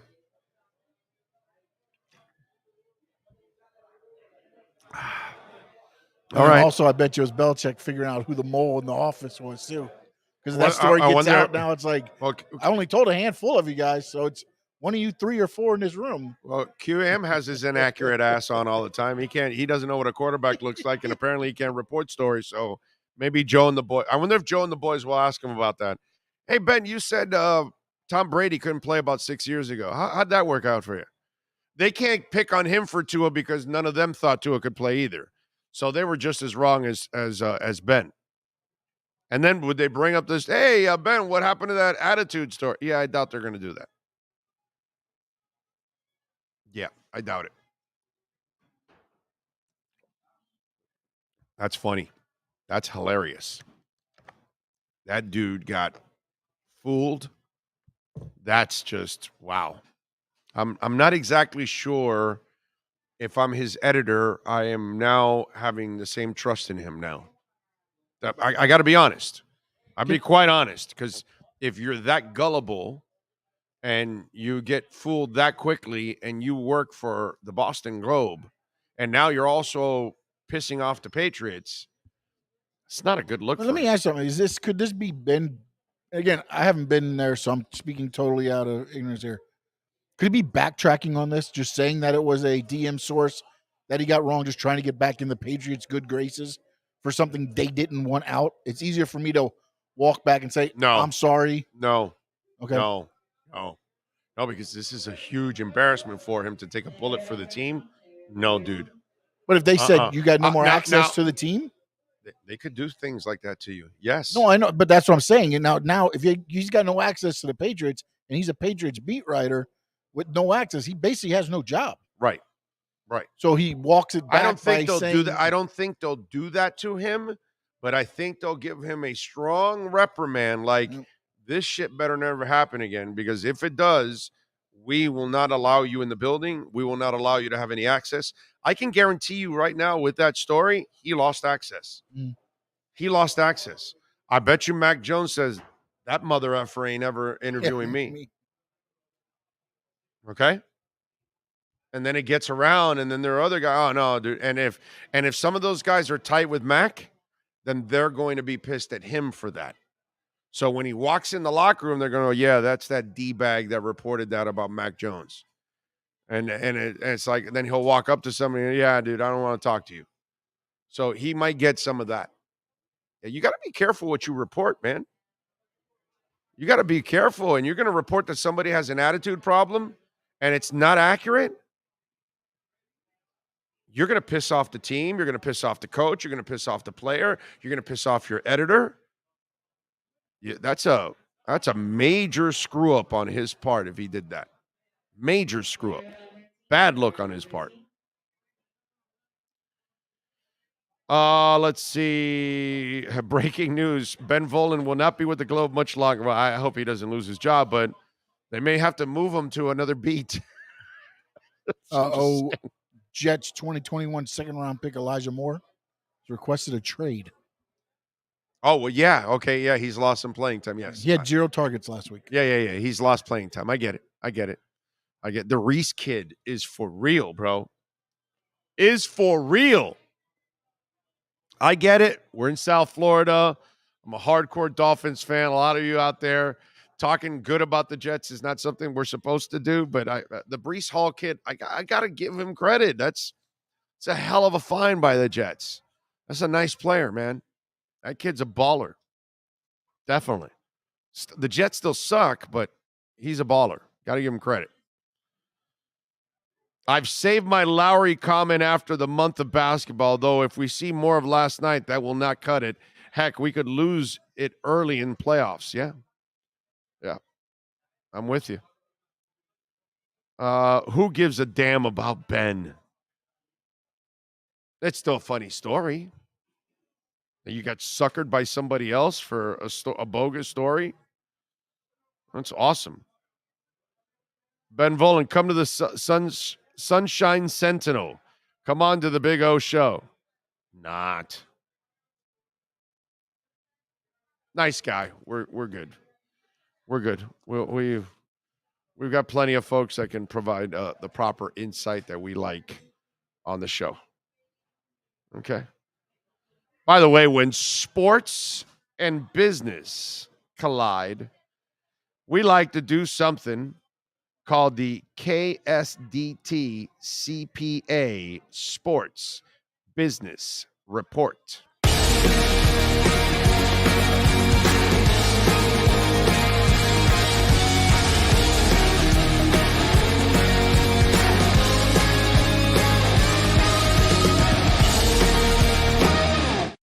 Ah, yes. Dak Prescott, the man that has been out with an injury, or normally out with many injuries on a consistent basis.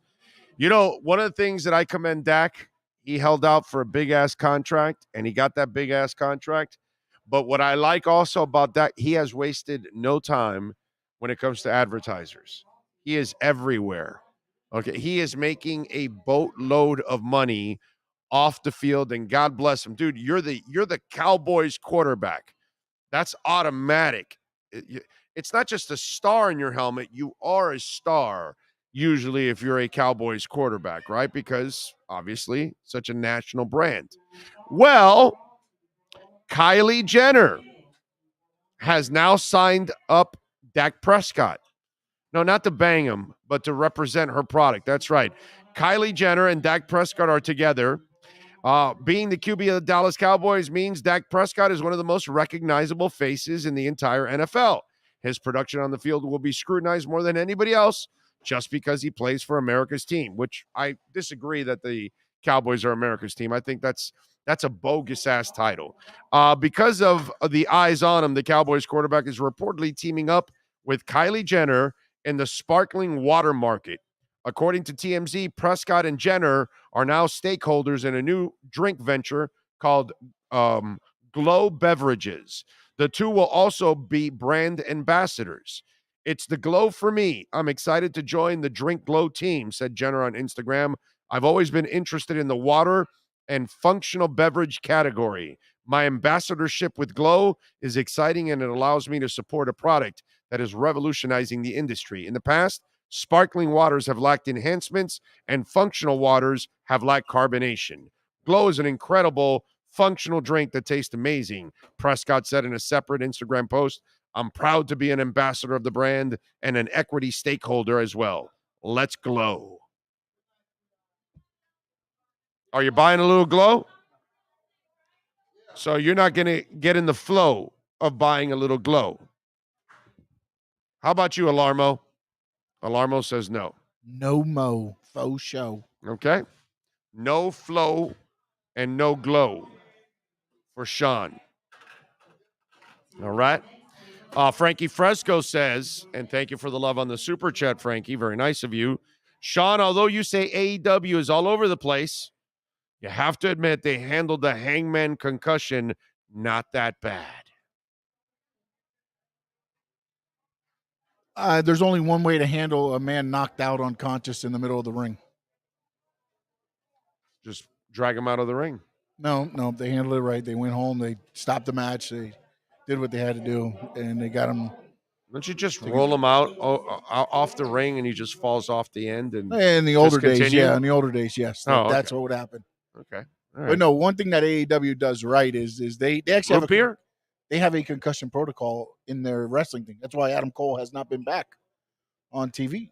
Wow. So they have a quote-unquote concussion protocol set up for head injuries and different things. So did they do that just so they don't get sued? Is that the idea? Protect themselves? They're trying to be more, again, AEW was made to be more for the wrestlers, the performers. Right. Whereas Vince is kind of used to just chew you up and spit you out. You make his money, great, all right. You get paid good while you're there, but as soon as he doesn't need you anymore, you go away with whatever injuries you got and have fun. But they've done good. So I mean, I can't fault them for anything they do as far as, for the performers and things like that. They did an excellent job. it kind of threw the program off whack a little bit because nobody really understood what was going on at it for a moment until everybody understood the severity of what had happened. So, all right, let me wrap it up. That is your KSDT CPA Sports Business Report. This has been the KSDT Sports Business Report. KSDT CPA is one of South Florida's largest and one of the country's fastest growing accounting firms. KSDT is recognized by Forbes as one of the top tax and accounting firms for 2022. KSDT CPA is a full service firm that also excels in crypto. Visit online at ksdtcpa.com or call 305-670-3370. Man of 1,005 holds is asking random question, Big O. Does Red Recover have gloves and socks? No, I don't think so, but I'm sure. No, it's not a glove. They have a wrap for the the wrist and the elbow area, but it's not a glove.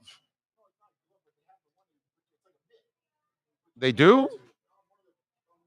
They do have a mitt? Oh, then I mean, you know what? I'm speaking out of place here. Let me. I got to talk to Ed on that. I got to talk to Ed. I mean, he's usually well, sometimes he watch like most people. He doesn't watch it all live. He watches it after, like most people watch or download. After the show, and it's on demand. But I don't know if they have that, my friend. I'm gonna have to. I know they don't have socks, and I don't think they have a glove or a mitt or anything like that. But what issues do you have? Because they do have a foot wrap now. They do have the foot wrap now. Oh, they do have a hand and wrist mitt. Nice job by you. I did not see that. They have a hand and wrist mitt. They have one. Yeah, you know what? Now that I'm thinking about it, for arthritic conditions and things like that, it makes a lot of sense, dude. Yes, so they do have a hand and they have a mitt for the hand and the wrist. So check it out. Go to redrecover.com. Use our code Big O. The wraps are cheap anyways, man. They're really inexpensive, but you also get 10% off by using our code Big O. So check it out. Another wrestling question, Tony Segalis. Question for Sean. MJF says he doesn't want to be a heel, but he's getting massive props. Babyface MJ. Is that out of the question? No, but I think where the money is the gray area. Is he a face? Is he a heel? Again, that's what made Stone Cold so good. Is he was on both sides. He was a face and he was a heel. You could like him, you could love him, but everybody was, making noise for him. So I wouldn't say a face MJF is out of the question, but I think you're going to see more of a gray. It's not going to be black and white as far as what his character is. I think you're going to see more of a growth pattern for MJF, being more of a tweener, I guess, to be, he's going to get the pops because of who he is and his attitude. And I think ultimately you'll see it's kind of going to be like the Stone Cold character. Isais Bofil, by the way, thank you for the love on the Cash App. And remember, you can always make a donation through Cash App or Venmo at Cash Big O Show is the address, Cash Big O Show. He says for love the show, Big O. Thank you. Very nice. And you can also send us a little Bitcoin through Cash App. I think maybe Venmo. I don't know. I have never gotten any Bitcoin through Venmo, but definitely Cash App. You can send Bitcoin or Ethereum there. And we always love Bitcoin donations, but obviously we love it on Cash App or Venmo because we get the entire donation. Here on YouTube, they take 30% of it. There you go. Big O, did you hear about Xavi said that he does not win a single championship with Barcelona this year? He should get fired. Okay. If he wants to pull a Warren Moon, go for it. For those of you that are not old enough, Warren Moon was in a contract negotiation.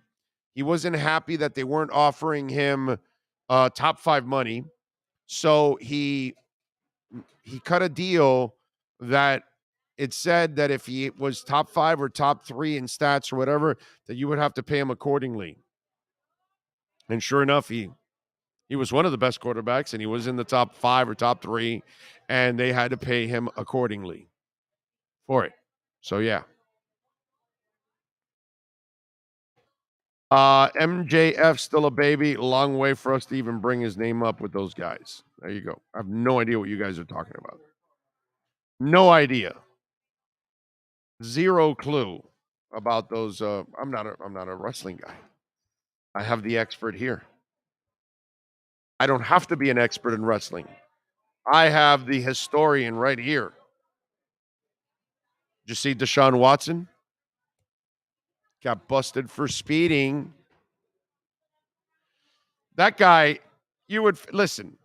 Speeding is something that a lot of people do, or what? Not necessarily 100 miles an hour, because that's what he was busted for. He was busted for speeding at 100 miles an hour. But if you're Deshaun Watson, after everything that you've been through, don't you think you might want to follow the letter of the law for a while? Don't you think you may want to stay away from trouble if you're Deshaun Watson? So he had another off-the-field issue. He was issued a citation for speeding while driving on the freeway in Sandusky, Ohio on June 11th. Body camera footage from the Ohio State Highway Patrol, which, by the way, June 11th is now when we're getting it, obtained by TMZ, shows Watson pulled over in his Mercedes G-Wagon. He was honest when the officer asked how fast he was going. He said, like 97.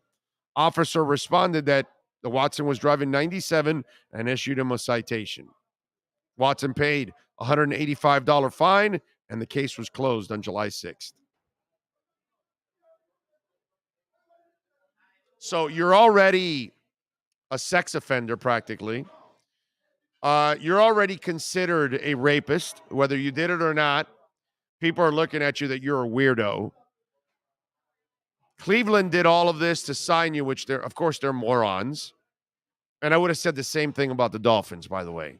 Please don't even bother chiming in, because if you're not following the show for a long time, if you did, you would know I never wanted that guy at all, ever.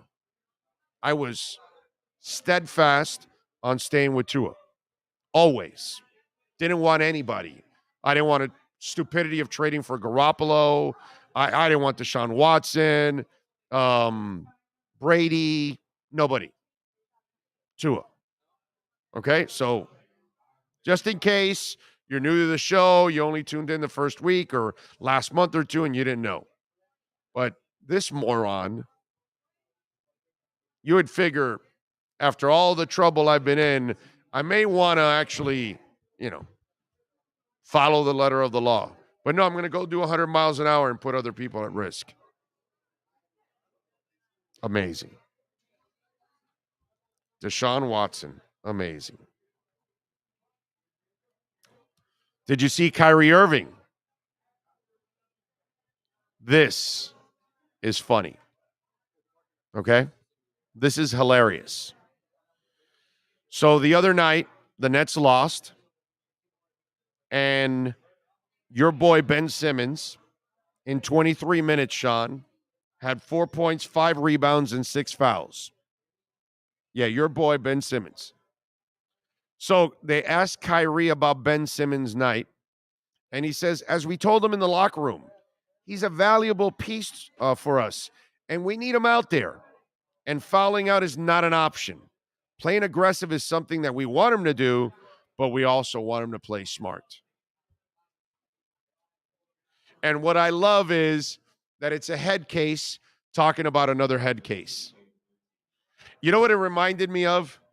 It reminded me of the scene of Vontae Davis having his alcohol issues, and he gets to practice late, smelling like alcohol because he was partying the night before, and Brandon Marshall is hitting him over the head with a football and telling him to, straighten himself out. That's like Casey Anthony giving you tips on how to take care of kids. That's like Deshaun Watson telling you how to find a massage therapist. Seriously. Like Kyrie Irving's going to talk about a head case when that guy thinks the world is flat. No, and here's the best part. You've got writers asking the head case about a head case, and then they're quoting the head case because they think the head case makes sense about the other head case. I just love this vicious cycle. This is awesome. It's fantastic. Next thing you know, we'll get driving lessons from Henry Ruggs.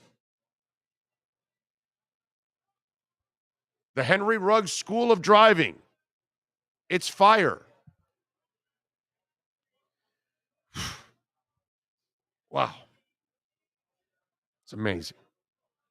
The crap that goes on. Let me go talk to Kyrie about Ben Simmons. Like, what reporter says that makes sense? A comedian, maybe. Hey, I need material for my stand-up tonight. Let me go talk to Kyrie about Ben Simmons. That's material right there. Now I get that. You know? Sebastian, what is it?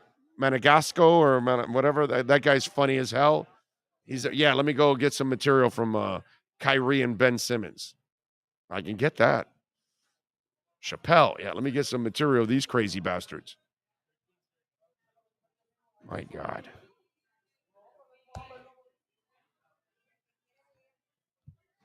Anyways.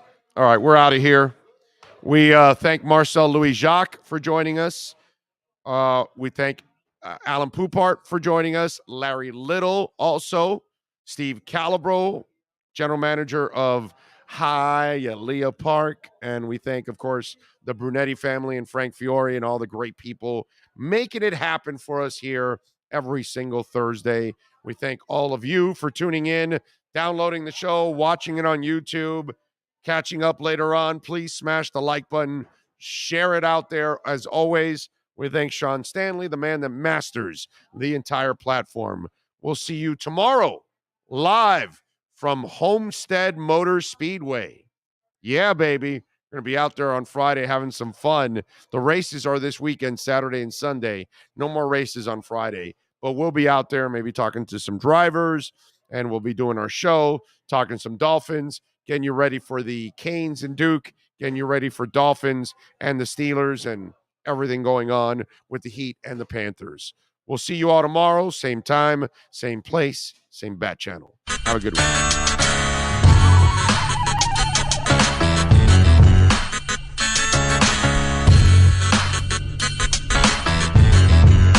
This is the Big O Show.